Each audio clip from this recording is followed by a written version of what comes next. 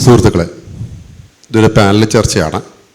വിഷയം ഹിന്ദുവിൻ്റെ പ്രായം. ഈ വിഷയം ഇവിടെ ചർച്ച ചെയ്യാൻ പ്രധാനപ്പെട്ട കാരണം, നമ്മളിന്ന് സാമൂഹ്യ മാധ്യമങ്ങളിലെല്ലാം, പ്രത്യേകിച്ച് ഹിന്ദുമത പ്രചാരകർ എന്ന് പറയുന്ന ആൾക്കാർ, പ്രധാനപ്പെട്ട അവരുടെ അഭിപ്രായം ഈ ലോകം അല്ലെങ്കിൽ ഇവിടെ മനുഷ്യൻ ഉണ്ടായ അന്നു മുതലേ ഉള്ള ഒരു സംസ്കാരമാണ്, മതമാണ് എന്ന രീതിയിൽ പ്രചരിപ്പിക്കുന്നുണ്ട്. ലോകത്ത് പല ഭാഗത്തും സംസ്കാരം രൂപപ്പെട്ടത് ഇവിടുന്നാണെന്നുള്ള വാദം വയ്ക്കുന്നുണ്ട്. പ്രത്യേകിച്ച് ഈ കാലഘട്ടത്തിൽ, ഹിന്ദുത്വ രാഷ്ട്രീയം ശക്തമായി നിൽക്കുന്ന ഈ കാലഘട്ടത്തിൽ ഇത്തരം അഭിപ്രായങ്ങൾ അവർ ആ രാഷ്ട്രീയത്തിന് കൂട്ടുപിടിക്കുന്നുണ്ട്. നമ്മുടെ ശാസ്ത്രപരമായി ചരിത്രം പഠിച്ചവർ ഉണ്ട് ഇവിടെ, സാമൂഹ്യശാസ്ത്രം പറയുന്നവരുണ്ട്, ആക്ടിവിസ്റ്റുകളുണ്ട്. അപ്പം ഈ സമൂഹത്തിലെ ഇത്തരം അഭിപ്രായങ്ങളെ ഒരു പാനൽ ചർച്ചയിലൂടെ നമ്മൾ പരിശോധിക്കുന്നത്. മനുഷ്യൻ, പ്രത്യേകിച്ച് ഇന്ന് കാണുന്ന മനുഷ്യൻ ഈ ഭൂലോകത്ത് ഉണ്ടായിട്ട് ശാസ്ത്രം പറയുന്നത് 3 ലക്ഷത്തോളം വർഷമേ ആയിട്ടുള്ളൂ എന്നാണ്. അത് ആഫ്രിക്കയിലാണ്. ആഫ്രിക്കയിൽ നിന്ന് മനുഷ്യൻ ഏഷ്യ ഭൂഖണ്ഡത്തിൽ വന്നതിൻ്റെയും ചരിത്രവും സമയവും നമുക്ക് ലഭ്യമാണ്. ഇങ്ങനെ ശാസ്ത്രം വളരെ വസ്തുനിഷ്ഠമായി നമ്മുടെ മുമ്പിൽ ഉള്ളപ്പോൾ ഒരു പ്രത്യേക സംസ്കാരം അല്ലെങ്കിൽ പ്രത്യേക രാഷ്ട്രീയത്തിന് കൂട്ടുപിടിക്കാൻ വേണ്ടി കള്ളത്തരങ്ങൾ പറയുകയല്ലേ എന്നൊരു സംശയം നമ്മൾ നിൽക്കുകയാണ്. അതുകൊണ്ട് ഈ പാനൽ ചർച്ചയിൽ ആദ്യമായി നമുക്ക് ഈ ഹിന്ദുവിൻ്റെ പ്രായം എന്ന വിഷയത്തിൽ നമുക്ക് ചരിത്രകാരനായ വെള്ളനാട് രാമേന്ദ്രനിൽ നിന്ന് തുടങ്ങാം. സാറേ, എങ്ങനെയാണ് ഈ ഹിന്ദുവിൻ്റെ പ്രായത്തെക്കുറിച്ചുള്ള അഭിപ്രായം? ഈ ഹിന്ദു എന്ന പദപ്രയോഗം അതിനധിക നാൾ പഴക്കമില്ല. വളരെ ചുരുങ്ങിയ കാലം, 100-200 കൊല്ലമാണ് ഹിന്ദു എന്ന പദത്തിൻ്റെ പ്രയോഗം വ്യാപകമാകുക. അതിനു മുമ്പ് ഉപയോഗിച്ചിരുന്നൊരു പദം ഹിന്ദ് എന്നാണ്. ഈ ഹിന്ദ് എന്നത് രാഷ്ട്രനാമമാണോ മതനാമമാണോ എന്ന് നാം തിരിച്ചറിയേണ്ടത്. ഹിന്ദ് എന്ന പദം ആക്ച്വലി ഇറാനിയൻ ഭാഷ, പൽഹാവി ഭാഷയിലുള്ളതാണ്. സിന്ധു നദീതീരവാസികളെന്നോ സിന്ധു നദീതീരമെന്നോ ഉള്ള അർത്ഥത്തിൽ ആണ് സിന്ധ് ഉപയോഗിച്ചത്. ആ സിന്ധ്, സ എന്ന് പറയുന്ന അക്ഷരം പൽഹാവി ഭാഷയിൽ ഇന്നുമില്ല. അതിന് പകരം അവരുപയോഗിക്കുന്ന അക്ഷരം ഹായാണ്. സിന്ധ് ഹിന്ദായി മാറിയതാണ്. ഈ ഹിന്ദ് എന്ന് പറഞ്ഞാൽ സിന്ധു നദീതീരവാസികൾ എന്ന് മാത്രമേ, അല്ലെങ്കിൽ സിന്ധു നദീതീരം എന്ന് മാത്രമേ അതിനർത്ഥമുള്ളൂ. 712 അവിടെ ഈ മുഹമ്മദ് നബിക്ക് ശേഷം വന്ന ഖലീഫ ഭരണകാലത്ത് അവർ കിഴക്കോട്ട് അവരുടെ അറബ് സാമ്രാജ്യം വ്യാപിപ്പിച്ചപ്പോൾ ഈ സിന്ധു നദീതീരത്തുള്ള 4 ബ്രാഹ്മണ രാജ്യങ്ങൾ എന്ന് തന്നെ അതിനകത്ത് പറയുന്നുണ്ട്. ബ്രാഹ്മണാബാദ് എന്ന് പറയുന്നൊരു സ്ഥലം പോലും അവിടെ ഉണ്ട്. ആ നാടുകൾ ആക്രമിച്ച് കീഴടക്കുകയും ആ കീഴടക്കിയതിന് ശേഷം അവർ വിളിച്ചൊരു പേരാണ് ഹിന്ദ്. ഈ ഹിന്ദ് എന്നത് ഈ സിന്ധുവിൻ്റെ തീരത്തുള്ള പ്രദേശങ്ങൾ എന്നുള്ള അർത്ഥത്തിലാണ്. ബാക്കി ഞാൻ തുടർന്ന് പറയാം. അപ്പോൾ ഈ ഹിന്ദു എന്നുള്ള പേര് അല്ല അതിൻ്റെ യഥാർത്ഥ രൂപം ഹിന്ദ് എന്നാണ്. ഈ ഹിന്ദ് എന്നത് ഒരു പ്രദേശത്തെ ആകമാനം, അതായത് അവിടെ നിലവിലിരുന്ന 4 ബ്രാഹ്മണ രാജ്യങ്ങളെ പ്രതിനിധീകരിക്കാൻ വേണ്ടി മാത്രം അറബികൾ ഉപയോഗിച്ച ഒരു വാക്കാണ് ഹിന്ദ്. അല്ലാതെ ഹിന്ദു അല്ല. ഹിന്ദുവായി മാറുന്നത് പിന്നെയും നൂറ്റാണ്ടുകൾ കഴിഞ്ഞാണ് അത് പിന്നെ മതനാമമായി മാറുന്നത്. അതായത് ഒരു മതം ഉണ്ടെങ്കിൽ, ഒരു മതമെന്ന ഇപ്പോൾ എസ്റ്റാബ്ലിഷ്മെൻ്റ് ആകണമെങ്കിൽ അതിനൊരു മതഗ്രന്ഥം ഉണ്ടാവണം, ഒരു മതകർത്താവ് ഉണ്ടാവണം. അങ്ങനെയൊന്നും നമ്മൾ ഹിന്ദുമതത്തിൽ കാണുന്നില്ല. അപ്പം ഈ ഹിന്ദുമതത്തിൽ നമ്മൾ നോക്കുകയാണെങ്കിൽ അനേകം ദൈവങ്ങളുണ്ട്. അപ്പം ഈ പരിശോധിച്ച് നോക്കുമ്പോൾ ഈ ദൈവങ്ങളെല്ലാം ഓരോ ജാതിക്കാർക്കെന്ന് മനസ്സിലാക്കാം. അപ്പം ജാതികളുടെ ഒരു കുട്ട ആണ് ഹിന്ദുമതം എന്നൊക്കെ മനസ്സിലാക്കാൻ പറ്റും. അപ്പം ഹിന്ദുമതം എന്ന മതം തന്നെ രൂപം ഉണ്ടോ എന്നാണ് ഋഷികുമാറാണ് അത് വിശദീകരിച്ച് പറയുന്നത്. അപ്പം ഈ ഹിന്ദു മതം ഇതിൻ്റെ പ്രായം പറയുമ്പോൾ മതം എന്നൊരു സാധനം തന്നെ ഉണ്ടോ എന്നാണ്. ഹിന്ദു മതം എന്നൊരു മതം ഇപ്പോഴും ഉണ്ട്. പക്ഷേ ആ ഹിന്ദുമതം എന്ന വാക്ക് ഉപയോഗിച്ച് തുടങ്ങിയത് മറ്റൊരു മതം, അതായത് ഇസ്ലാം ആയിരിക്കാം, വന്നതിന് ശേഷം മാത്രമാണ്. അതിനു മുമ്പേ ഹിന്ദു മതം എന്നാണ് ഉപയോഗിച്ചിരുന്നത്. അതിനു മുമ്പ് സനാതന ധർമ്മം എന്നാണ് മനുസ്മൃതിയിൽ അതിനെ സംബന്ധിച്ച് പറയുന്നത്. സനാതന ധർമ്മം എന്നാണ് നിത്യമായ മാറ്റമില്ലാത്ത ആചാരാനുഷ്ഠാനങ്ങളോട് കൂടിയ ഒരു ഒരു ഒരു ജീവിത രീതി എന്ന രീതിക്കാണ്. അപ്പോൾ ഇത് മനുസ്മൃതിയിൽ അതേ സംബന്ധിച്ച് പറയുമ്പോൾ നിങ്ങളുടെ സ്ത്രീകളെ സൂക്ഷിക്കണം, അവർ നിങ്ങളുടെ നിയമങ്ങൾ തെറ്റിച്ചാൽ സനാതന ധർമ്മത്തിന് ദോഷം വരുമെന്നാണ് പറയുന്നത്. അപ്പോൾ അവിടെ ആ സനാതന ധർമ്മം എന്ന വാക്കിൻ്റെ അർത്ഥം ജാതി വ്യവസ്ഥ, വർണ്ണവ്യവസ്ഥ എന്നാണ്. അപ്പോൾ ആ സ്ത്രീകൾ ജാതി ലംഘിച്ച് വർണ്ണ നിയമങ്ങൾ ലംഘിച്ചുകൊണ്ട് മറ്റു പുരുഷന്മാരോടൊപ്പം പോയാൽ നിങ്ങളുടെ വർണ്ണാശ്രമ ധർമ്മങ്ങളെല്ലാം തകർന്നു പോകും എന്ന അർത്ഥത്തിലാണ് സനാതന ധർമ്മം തകരുമെന്ന് അവിടെ പറയുന്നത്. അതൊരു മതമല്ല, അതൊരു ജീവിത രീതി, ഒരു ആചാരം, അനുഷ്ഠാനം എല്ലാം കൂടിക്കലർന്ന ജീവിത രീതിയാണ്. എന്നാൽ പിൽക്കാലത്ത് ഇതൊരു മതമായി തീർന്നത് ഇസ്ലാമിൻ്റെ ആവിർഭാവത്തിന് ശേഷമായിരിക്കാനാണ് സാധ്യത. അതാണ് ആ കാര്യത്തിൽ എനിക്ക് പറയാനുള്ളത്. ഒരു മതം എന്ന നിലയ്ക്ക് എൻ്റെ ഇന്ന മതം എന്ന് മുസ്ലിങ്ങൾ ഞങ്ങളുടെ മതം ഇസ്ലാം എന്ന് പറഞ്ഞപ്പോൾ മുസ്ലിങ്ങളായിരിക്കാം അല്ലെങ്കിൽ ഹിന്ദുക്കൾ സ്വയമായിരിക്കാം ഞങ്ങളുടെ മതം എന്നാൽ ഇങ്ങനെയാണ്, അത് ഹിന്ദു മതമാണ് എന്ന് പറഞ്ഞത്. അപ്പോൾ ഹിന്ദു എന്ന വാക്കിനെ സാറ് പറഞ്ഞ വെള്ളനാട് രാമേന്ദ്രൻ സാറ് പറഞ്ഞ ഒരു കണക്കെന്ന് പറയുന്നത് ഏകദേശം 200 വർഷത്തെ പഴക്കമെന്നാണ് പറഞ്ഞത്. അങ്ങനെയല്ലെന്നാണ് ഞാൻ പറയുന്നത്. ഏകദേശം വിഷ്ണു പുരാണം എന്ന് പറയുന്ന ഒരു പുരാണം, അത് ഇത് ഞാനിപ്പോൾ പറയുന്നത് ഹിന്ദുക്കളുടെ ഒരു വ്യാഖ്യാനമാണ്. വിഷ്ണു പുരാണം എന്ന് പറയുന്ന ഒരു കൃതിയുണ്ട്. അത് എഴുതിയത് വ്യാസനാണെന്ന് പറയുന്നു. നിങ്ങൾക്കറിയാം, വേദങ്ങൾ പകുത്ത വ്യാസനാണ്, മഹാഭാരതം എഴുതിയ വ്യാസനാണെന്ന് പറയുന്നു. അപ്പോൾ ഈ വ്യാസൻ എന്ന് പറയുന്നത് ഒരു വ്യക്തിയാണെന്ന് പറയുന്നുണ്ട്. എന്നാൽ ചില ചരിത്രകാരന്മാർ പറയുന്നത് ഒരു ഗ്രൂപ്പ് എഴുത്തുകാരെയാണ് വ്യാസൻ എന്ന് വീക്ഷിച്ചതെന്നാണ് പറയുന്നത്. എന്തായാലും ഈ വ്യാസൻ എഴുതിയത് എന്ന് പറയുന്ന വിഷ്ണു പുരാണത്തിലെ ബൃഹസ്പതി ആഗമത്തിൽ ഒരു ശ്ലോകമുണ്ട്. ആ ശ്ലോകം ഞാനിപ്പോൾ ചൊല്ലാം. ഹിമാലയം സമാരഭ്യ യാവത് ഇന്ദു സരോവരം തം ദേവനിർമ്മിതം ദേശം ഹിന്ദുസ്ഥാനം പ്രചക്ഷ്യത എന്നാണ്. അതായത് അതിൻ്റെ അർത്ഥം ഇതാണ്: ഹിമാലയം തൊട്ട് സമുദ്രം വരെയുള്ള ദേവനിർമ്മിതമായ ദേശമാണ് ഹിന്ദുസ്ഥാനം എന്ന് പറയുന്നത് എന്നാണ് അർത്ഥം.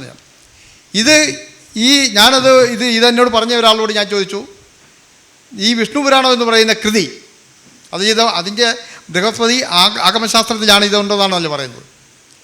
ഇത് എന്നാണ് രചിച്ചതെന്ന് ചോദിച്ചപ്പോൾ എന്നോട് പറഞ്ഞത് 3000 വർഷങ്ങൾക്ക് മുമ്പാണ് വിഷ്ണു പുരാണം രചിക്കപ്പെട്ടതെന്നാണ് പറയുന്നത്. ഏതായാലും ഇത് വ്യാസൻ്റെ പേരിൽ ഈ കൃതി ആരോപിക്കപ്പെടുന്നത് കൊണ്ട് എനിക്ക് തോന്നുന്നത് ഇത് മഹാഭാരത കാലഘട്ടത്തിലായിരിക്കാം എഴുതിയതെന്നാണ്. മഹാഭാരതത്തിൻ്റെയും രാമായണത്തിൻ്റെയും കാലഘട്ടം എന്ന് പറയുന്നത് വേദത്തിലെ വിഷ്ണു എന്ന് പറയുന്ന അപ്രധാനമായിട്ടുള്ളൊരു ദേവൻ, ആ ദേവൻ പിന്നീട് വേദകാലഘട്ടത്തിന് ശേഷമുള്ള നൂറ്റാണ്ടുകൾക്ക് ശേഷം ഒരു ഹിന്ദു പ്രധാന ദേവനായി വരികയും ആ ദേവൻ്റെ അവതാര പുരുഷന്മാരായി രാമനെയും കൃഷ്ണനെയും പ്രതിഷ്ഠിക്കുകയും ചെയ്ത ഒരു കാലമുണ്ട്. അത് എനിക്ക് തോന്നുന്നത് CE കാലഘട്ടത്തിന്, നമ്മളിപ്പോൾ കണക്ക് കൂട്ടുന്ന CE കാലഘട്ടത്തിൻ്റെ തുടക്കത്തിലായിരിക്കാം. ഏതാണ്ട് 2000 വർഷങ്ങൾക്കപ്പുറം രാമായണവും മഹാഭാരതം എന്നീ കൃതികൾ, ആദ്യ കൃതി രാമായണം എന്ന് പറയുന്നു, കുറേക്കൂടി സങ്കീർണമായതുകൊണ്ടാണ് നമ്മളത് മഹാഭാരതം രണ്ടാമത്തെ കൃതിയാണെന്ന് പറയുന്നത്. അപ്പോൾ ആ കൃതി എഴുതപ്പെട്ട കാലത്തെ വിഷ്ണു എന്ന് പറയുന്ന സർവ്വലോകത്തെ നിയന്ത്രിക്കുന്ന ഒരു വലിയ ദൈവമാണെന്നും ആ ദൈവം കാലങ്ങളായി ഇങ്ങനെ അവതരിക്കപ്പെടുന്നുണ്ടെന്നും ധർമ്മച്യുതി ഉണ്ടാകുമ്പോൾ അവതരിക്കപ്പെട്ട് ധർമ്മ സംസ്ഥാപനം നടത്തുന്നുണ്ടെന്നും ഉള്ള കഥ ഉണ്ടായ കാലത്തായിരിക്കാം, ആ കാലത്തോ അതിന് തൊട്ട് മുമ്പോ വിഷ്ണുവിനെ കേന്ദ്രീകരിച്ചുകൊണ്ട് ഒരു പുരാണം രചിക്കപ്പെട്ടത്. അതുകൊണ്ട് തന്നെ എനിക്ക് തോന്നുന്നത് ഇപ്പം ഞാൻ ചൊല്ലിയ ആ ശ്ലോകത്തിൻ്റെ കാലഘട്ടം ഏകദേശം രാമായണത്തിനും മുമ്പായിരിക്കാം. അതുകൊണ്ട് തന്നെ ഇത് 2000 വർഷമെങ്കിലും അധികം പഴക്കമുണ്ടാവുമെന്നാണ് ഞാൻ കരുതുന്നത്. ഇനി മറ്റൊരു കാര്യം, പഴയ നിയമ ബൈബിളിന് എത്ര വർഷത്തെ പഴക്കമുണ്ടാവുമെന്നാണ് കരുതുന്നത്? പഴയ നിയമ ബൈബിളിൻ്റെ ആദ്യത്തെ 5 പുസ്തകങ്ങൾ എഴുതിയ മോശയുടെ കാലത്താണെന്ന് പറയുന്നത്. അത് BC കാലഘട്ടമാണ്. പഴയ നിയമത്തിലെ എസ്തർ എന്ന് പറയുന്ന ഒരു അധ്യായമുണ്ട്. എസ്തർ എന്ന് പറയുന്ന ഒരു പുസ്തകം, അധ്യായമല്ല പുസ്തകം. പഴയ നിയമങ്ങളെല്ലാം പുസ്തകങ്ങളാണ്. ആ എസ്തർ എന്ന് പറയുന്ന പുസ്തകത്തിലെ ഒരു വരി, അതിൻ്റെ തുടക്കം തന്നെ ഹിന്ദു ദേശം എന്ന് പറഞ്ഞുകൊണ്ടാണ്. അതിങ്ങനെയാണ് പറയുന്നത്: അഹശ്വേരോശിൻ്റെ കാലത്തെ, അതിന് അയാളെ വിശദീകരിക്കുകയാണ്. ഹിന്ദുദേശം മുതൽ കൂശ് വരെ 127 സംസ്ഥാനങ്ങൾ വാഴുന്ന അഹശ്വേരോശ് ഇവൻ തന്നെ എന്നാണ് പറയുന്നത്. അപ്പോൾ 127 സംസ്ഥാനങ്ങൾ വാഴുന്ന അഹശ്വേരോശ് എന്ന് പറയുന്ന ഒരു സാമന്ത രാജാവിനെ പറ്റിയാണ് പറയുന്നത്. എസ്തർ എന്ന് പറയുന്നത് പ്രഷ്യയിലെ റാണിയായിരുന്നു. അപ്പോൾ പ്രഷ്യയിലെ റാണിയുടെ പേര് തലക്കെട്ടായി കൊടുത്ത ഒരു പുസ്തകത്തിലെ അവരുടെ സമാന്തര രാജാവായിട്ടുള്ള ഒരാളെ പറ്റി, അഹശ്വേരോശ് എന്ന് പറയുന്ന ഒരാളെ പറ്റി പറഞ്ഞുകൊണ്ട് തുടങ്ങുന്ന ആ പുസ്തകത്തിൽ ആ സാമന്ത രാജാവിൻ്റെ ഭരണ അതിർത്തി രേഖപ്പെടുത്തുന്ന ഒരു വാക്ക് ഹിന്ദുദേശം മുതൽ കൂശ് വരെ എന്ന്, സോമാലിയാണെന്നൊക്കെ പറയുന്നു. ഹിന്ദുദേശം മുതൽ എന്നാണ് പറയുന്നത്. അപ്പോൾ സിന്ധു നദി എന്ന് പറയുന്ന ഒരു ലാൻഡ്മാർക്ക്, ഒരു അതിർത്തി അവിടെ പറയുന്നുണ്ട്. അതിനെ ഹിന്ദുദേശം എന്നാണ് പറയുന്നത്. അതിൻ്റെ ഇംഗ്ലീഷ് നോക്കിയപ്പോൾ ഇംഗ്ലീഷിൽ അതിന് ഇന്ത്യ എന്നാണ് പറയുന്നത്. ഇനി അതിൻ്റെ മുൻ ബൈബിളിൽ എങ്ങനെയാണ് അതിൻ്റെ വ്യാഖ്യാനം എന്ന് എനിക്കറിയില്ല. പക്ഷേ മലയാളം ബൈബിളിൽ അത് ഹിന്ദുദേശം എന്ന് തന്നെയാണ് എഴുതുന്നത്. ഇത് ഒരു അച്ഛൻ്റെ പുസ്തകത്തിലാണ് ഇങ്ങനെ ഹിന്ദു എന്ന് പറയുന്ന വാക്കിൻ്റെ ഉത്ഭവത്തെ പറ്റിയുള്ള ഈ വ്യാഖ്യാനം എഴുതിയത്. അതുപോലെ തന്നെ ഹെറോഡോട്ടസ്. അപ്പോൾ ഈ എസ്തറിൻ്റെ കാലഘട്ടം എന്ന് പറയുന്നത് BC 5-ാം നൂറ്റാണ്ടാണ്. BC 5-ാം നൂറ്റാണ്ടിലുള്ള എസ്തറിൻ്റെ കാലഘട്ടത്തിൽ ജീവിച്ചിരുന്ന ഒരു സാമന്ത രാജാവിനെ പറ്റി പറയാനുള്ള പരാമർശത്തിൽ ഹിന്ദുദേശം എന്ന വാക്ക് ഉപയോഗിക്കുന്നുണ്ട് എന്ന് പറയുമ്പോൾ ആ ഹിന്ദുദേശം എന്ന വാക്കിൻ്റെ പഴക്കം നമുക്ക് ആലോചിക്കാവുന്നതാണ്.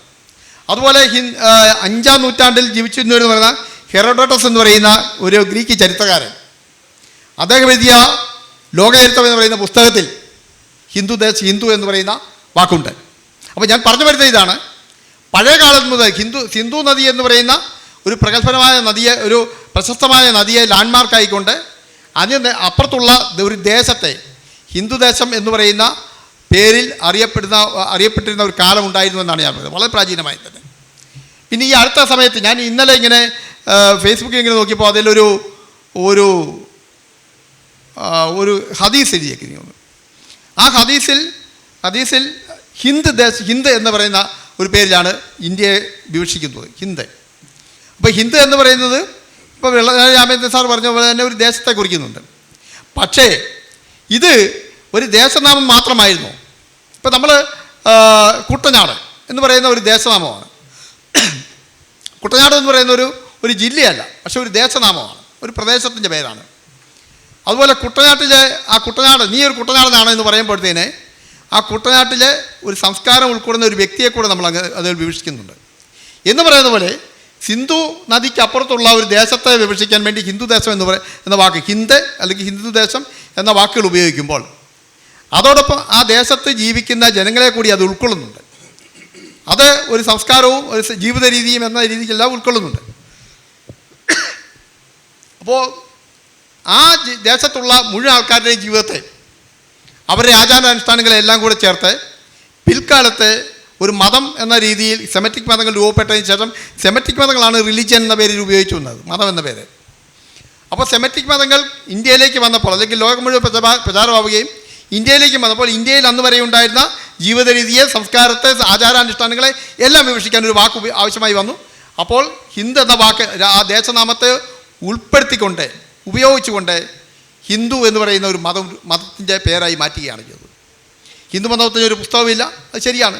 ഒരു മതത്തിന് ഒരു പുസ്തകം വേണമെന്നുള്ളത് നമ്മൾ പറയുന്നത് എപ്പോഴാണ്? അത് ഒരു സെമറ്റിക് മതത്തെ മുൻനിർത്തിയാണ് പറയുന്നത്.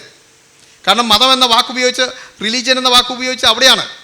അതുകൊണ്ടാണ് നമുക്കൊരു മതത്തെ ഒരു പുസ്തകം വേണം, പ്രവാചകൻ വേണം, ഒരു ദൈവം വേണം എന്നൊക്കെയുള്ള സങ്കല്പം അങ്ങനെയാണ് വരുന്നത്.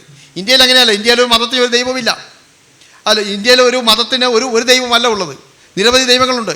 അതുപോലെ തന്നെ ഇന്ത്യയിലെ ഈ വിശ്വാസ പ്രമാണങ്ങൾക്കെല്ലാം നിരവധി പുസ്തകങ്ങളുണ്ട്, ചെറുതും വലുതുമായി നിരവധി പുസ്തകങ്ങളുണ്ട്. അതുപോലെ നിരവധി വ്യത്യസ്തവും വൈവിധ്യങ്ങൾ നിറഞ്ഞ ആചാരാനുഷ്ഠാനങ്ങളുണ്ട്. അപ്പോൾ ഇതെല്ലാം ചേർന്ന വൈവിധ്യമാർന്ന ഒരു സമുച്ചയത്തെയാണ് ഹിന്ദുമതം എന്ന് പറയുന്ന ഒരു വാക്കിലൂടെ വീക്ഷിക്കുന്നത്. ഇപ്പോൾ നമ്മളുടെ ഇവിടെ പുതിയ പുതിയ മതങ്ങൾ ഉണ്ടാകുന്നുണ്ട്. ഇപ്പോൾ ഒന്ന് ശ്രീനാരായണ ഗുരുവിനെ ആസ്പദമാക്കി ഇപ്പോൾ ഒരു മതം രൂപപ്പെടുന്നുണ്ട്. അത് ഹിന്ദുമതത്തിൻ്റെ ഭാഗമാണ്. ഒരു കുറേ കൂടി വിശാലമായ അർത്ഥത്തിൽ പറഞ്ഞാൽ നാസ്തികത്വം പോലും ഹിന്ദുമതത്തിൻ്റെ ഭാഗമാണെന്നാണ് പറയുന്നത്. അങ്ങനെ പറയുന്നുണ്ട്, നാസ്തികത്വം പോലും ഹിന്ദുമതത്തിൻ്റെ ഭാഗമാണ്. കാരണം അത് സിന്ധു നദിക്കപ്പുറത്ത് വളർന്നു വന്ന ഒരു ചിന്താധാരയാണ്, ഒരു ദർശനമാണ്, ഒരു തത്വശാസ്ത്രമാണ്. അതുകൊണ്ട് ആ നാസ്തികത്വം പോലും ഹിന്ദുവിൽ ഉൾപ്പെടുന്നുവെന്ന ഒരു വിശാലമായ അർത്ഥത്തിൽ ഹിന്ദു എന്ന് പറയുന്ന വാക്ക് ഉപയോഗിക്കുന്നുണ്ട്.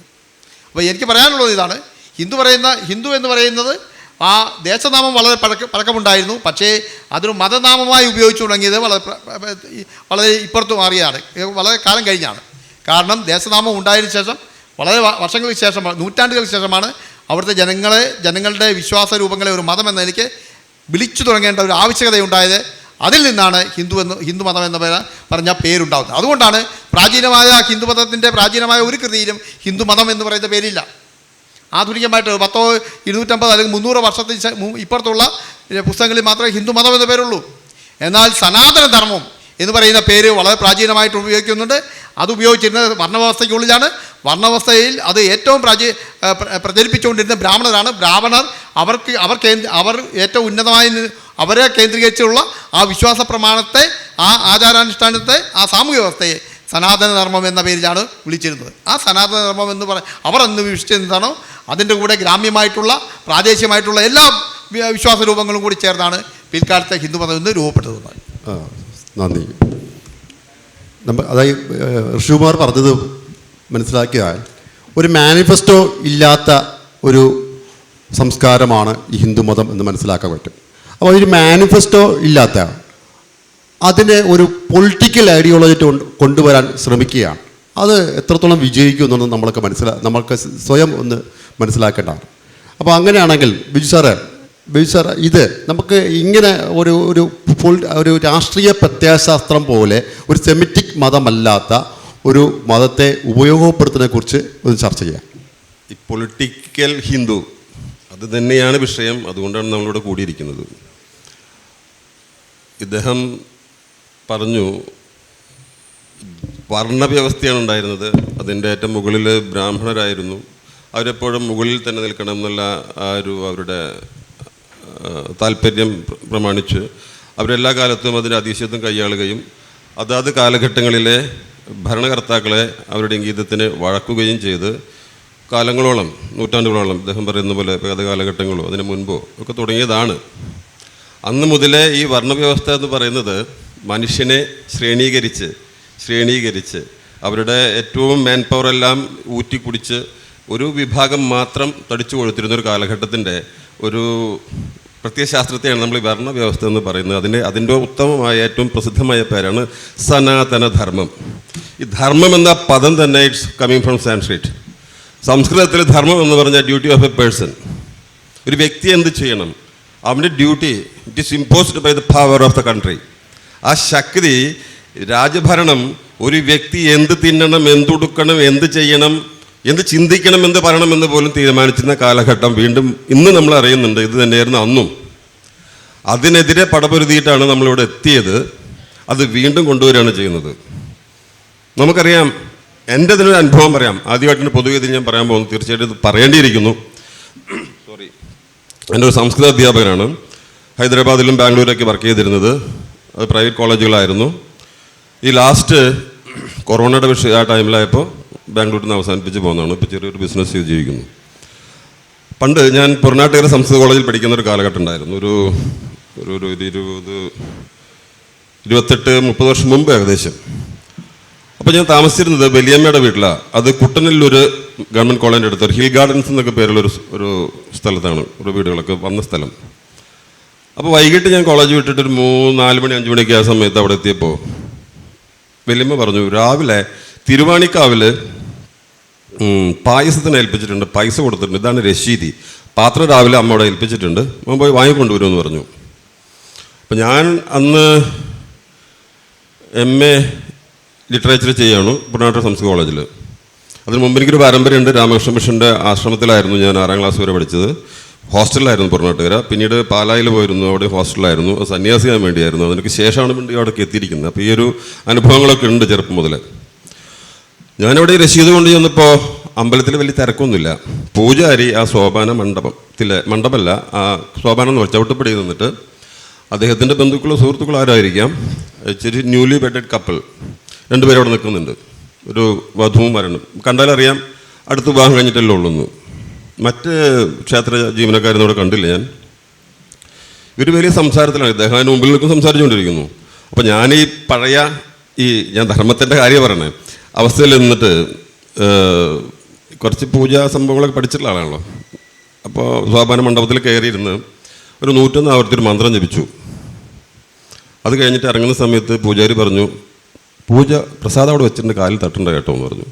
എന്നിട്ട് ഞാൻ ഇറങ്ങുമ്പോൾ എന്നോട് ചോദിക്കുകയാണ്, ഏതാ ഇല്ലപ്പേരേതാ മനസ്സിലായില്ല എന്ന് പറഞ്ഞു. അപ്പോൾ ഞാൻ പറഞ്ഞു, എൻ്റെ ഇല്ലപ്പേര് തൈവളപ്പിൽ നിന്നാണ്, അന്തിക്കാടാണ് സ്വദേശം, തെങ്ങിൽ കയറി കള്ളിച്ചത്തലാണ് എൻ്റെ കുലത്തൊഴിൽ എന്ന് പറഞ്ഞു. അപ്പോൾ ആളങ്ങടെ ആകെ പെട്ടെന്ന് വിറളി പിടിച്ചു. അപ്പോഴേക്കും ക്ഷേത്ര ജീവനക്കാർക്ക് പലരും എത്തി. ഇവിടെ ബ്രാഹ്മണർ മാത്രം ഇരിക്കാറുള്ളൂ, താങ്കൾക്ക് അറിയില്ല എന്ന് ചോദിച്ചു. അപ്പോൾ ഞാൻ degree final year PG first year ആണെന്ന് തോന്നുന്നത്. ബ്രാഹ്മണനെ ഒരു വ്യക്തിയിൽ നിങ്ങൾ എങ്ങനെ കൽപ്പിക്കുന്നതെന്ന് ഞാൻ ചോദിച്ചു. അപ്പോൾ അവിടേക്കും ബാക്കിയുള്ളവർ ചോദിക്കും, എന്താ കൂട്ടാ പ്രശ്നങ്ങൾ ചോദിച്ചു. അപ്പോൾ ഞാൻ പറഞ്ഞു, ഈ രസീത് കാണിച്ചു കൊടുത്തു, ഇതെൻ്റെ വലിയമ്മ തന്നതാണ്, ഇവിടെ രാവിലെ പ്രസാദത്തിന് വേണ്ടിയിട്ട് പൈസ കൊടുത്തിട്ടുണ്ട്, പായസത്തിന് പാത്രപടിയുണ്ട്. രസീത് കാണിപ്പിച്ചപ്പോൾ അവർ പറയണം, മകനെ ഇതല്ല അമ്പലം, ഇത് കുട്ടനല്ലൂർ ഭഗവതി ക്ഷേത്രമാണ്, അപ്പുറത്താണ് കുട്ടനല്ലൂർ തിരുവാണിക്കാവ് എന്ന് പറയുന്നത്, തെറ്റിപ്പോയി എന്ന് പറഞ്ഞു. ഓക്കെ എന്ന് പറഞ്ഞു. അപ്പോൾ പൂജാരി പിന്നെ ചോദിക്കാൻ എന്നോട്, താൻ തർക്കിക്കാൻ വന്നതാണോ, പ്രശ്നം ഉണ്ടാക്കാൻ വന്നതാണോ എന്ന് ചോദിച്ചു. അപ്പോൾ ഞാൻ പറഞ്ഞു, തർക്കിക്കാൻ വേണമെങ്കിൽ ആവാം, നിങ്ങൾക്ക് അറിവില്ലെങ്കിൽ അറിവുള്ള ഒരാളെ വിളിക്കൂ, സമയം സ്ഥലം പറയും, ഞാൻ വരാമെന്ന് പറഞ്ഞു. ഇങ്ങനെ ഞാൻ മറ്റേ അമ്പലത്തിൽ പോവാതെ ഈ ഒരു ഇൻസൾട്ടാണല്ലോ കിട്ടുന്നത്, നിങ്ങൾക്ക് അവിടെ ഇരിക്കാൻ പാടില്ല, ബ്രാഹ്മണരിൽ ഇരിക്കുകയുള്ളൂ. നേരെ വീട്ടിൽ തിരിച്ചെത്തി വല്യമ്മയുടെ ഈ കാര്യം പറഞ്ഞു. വല്യമ്മ ഒന്നും മിണ്ടാതെ നിന്നു. അപ്പോൾ വലിയച്ഛൻ പറയാം, അദ്ദേഹം ICF ഇൻ്റഗ്രൽ കോച്ച് ഫാക്ടറിയിൽ ഇന്ത്യൻ റെയിൽവേയിൽ എഞ്ചിനീയർ ആയിരുന്നു, റിട്ടയർ ആയിരിക്കുക. അദ്ദേഹം പറയാം, നീ സംസ്കൃതം പഠിച്ചു എന്ന് പറഞ്ഞിട്ട് എത്ര അഹങ്കാരമോ നിനക്ക്, നിൻ്റെയൊക്കെ പ്രായത്തിൽ ഞങ്ങൾക്ക് ഇതിൻ്റെ 7 അയലത്ത് പോകാൻ പറ്റിയിരുന്നില്ല എന്ന്. അവിടെ പോയിട്ട് എന്ത് കിട്ടാനാവോ നമുക്കറിയില്ല. നീ ഈ നിലയ്ക്ക് ആയിക്കഴിഞ്ഞാൽ അതിൽ ശ്രീകോവിൽ കയറി കാഷ്ടിക്കൂലോടാ എന്ന് പറഞ്ഞാൽ എന്നെ ചീത്ത പറഞ്ഞു.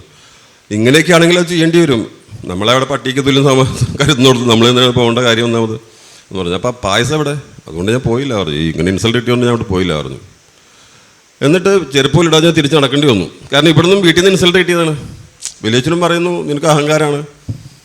അങ്ങനെ അനുഭവമുണ്ട്. ഈ വർണ്ണവ്യവസ്ഥ ഞാൻ ഡിഗ്രിക്ക് പഠിക്കുമ്പോൾ അനുഭവിച്ചവനാണ്. പിന്നെ ഭഗവത്ഗീതയുടെ ശ്ലോകമാണ് എപ്പോഴും പറയുക, ഒരു വർണ്ണവ്യവസ്ഥ ഇല്ല എന്ന് പറയുന്നത്. ചാതുർവർണ്ണ മയാ സൃഷ്ടം ഗുണകർമ്മ വിഭാഗശ തസ്യ കർത്താരമപി മ വിദ്ധി അകർത്താരമപി എന്ന് പറയുന്നു. എന്നിട്ട് പറയുന്നത് ചാതുർവർണ്ണ ഞാൻ ഉണ്ടാക്കിയതെന്ന് ഗീതയിൽ എഴുതി വെച്ചിരിക്കുക. അത് പറയുന്നത് ഞാൻ ദൈവം തന്നെ ചെയ്തതാണെന്ന്. ഗുണകർമ്മ വിഭാഗശ എന്ന്, അവൻ്റെ ഗുണവും കർമ്മവും. കർമ്മം എന്ന് വെച്ചാൽ പണി പൂജ ചെയ്യുന്ന വലിയ ആള്, കർമ്മം എന്ന് വെച്ചാൽ അന്ന് എല്ലാവർക്കും എല്ലാ കർമ്മം ചെയ്യാൻ പറ്റിയിരുന്നില്ലല്ലോ. അങ്ങനെ പണ്ട് മുതലേ മീൻസ് എവിടെ നമ്മൾ ഈ ബ്രാഹ്മണികമായ സാഹിത്യം കാണുന്നു, ആ സാഹിത്യം തന്നെയാണ് ഈ എല്ലാ ഈ വിഷത്തിനും കാരണം. പണ്ടൊരു തമിഴ്നാട് പൊളിറ്റീഷ്യൻ പറഞ്ഞിട്ട് ഞാൻ ഓർക്കുന്നു, അത് പറഞ്ഞിട്ട് ഞാൻ എൻ്റെ മൈക്ക് കൈമാറാം. ഇതിലൊരു കാര്യം പ്രത്യേകിച്ച് പറയണ്ടായിരുന്നു, വില്യം ജോൺസിനെ കുറിച്ച് പറയണം. അതൊരു ഇൻട്രൊഡക്ഷനാണ്.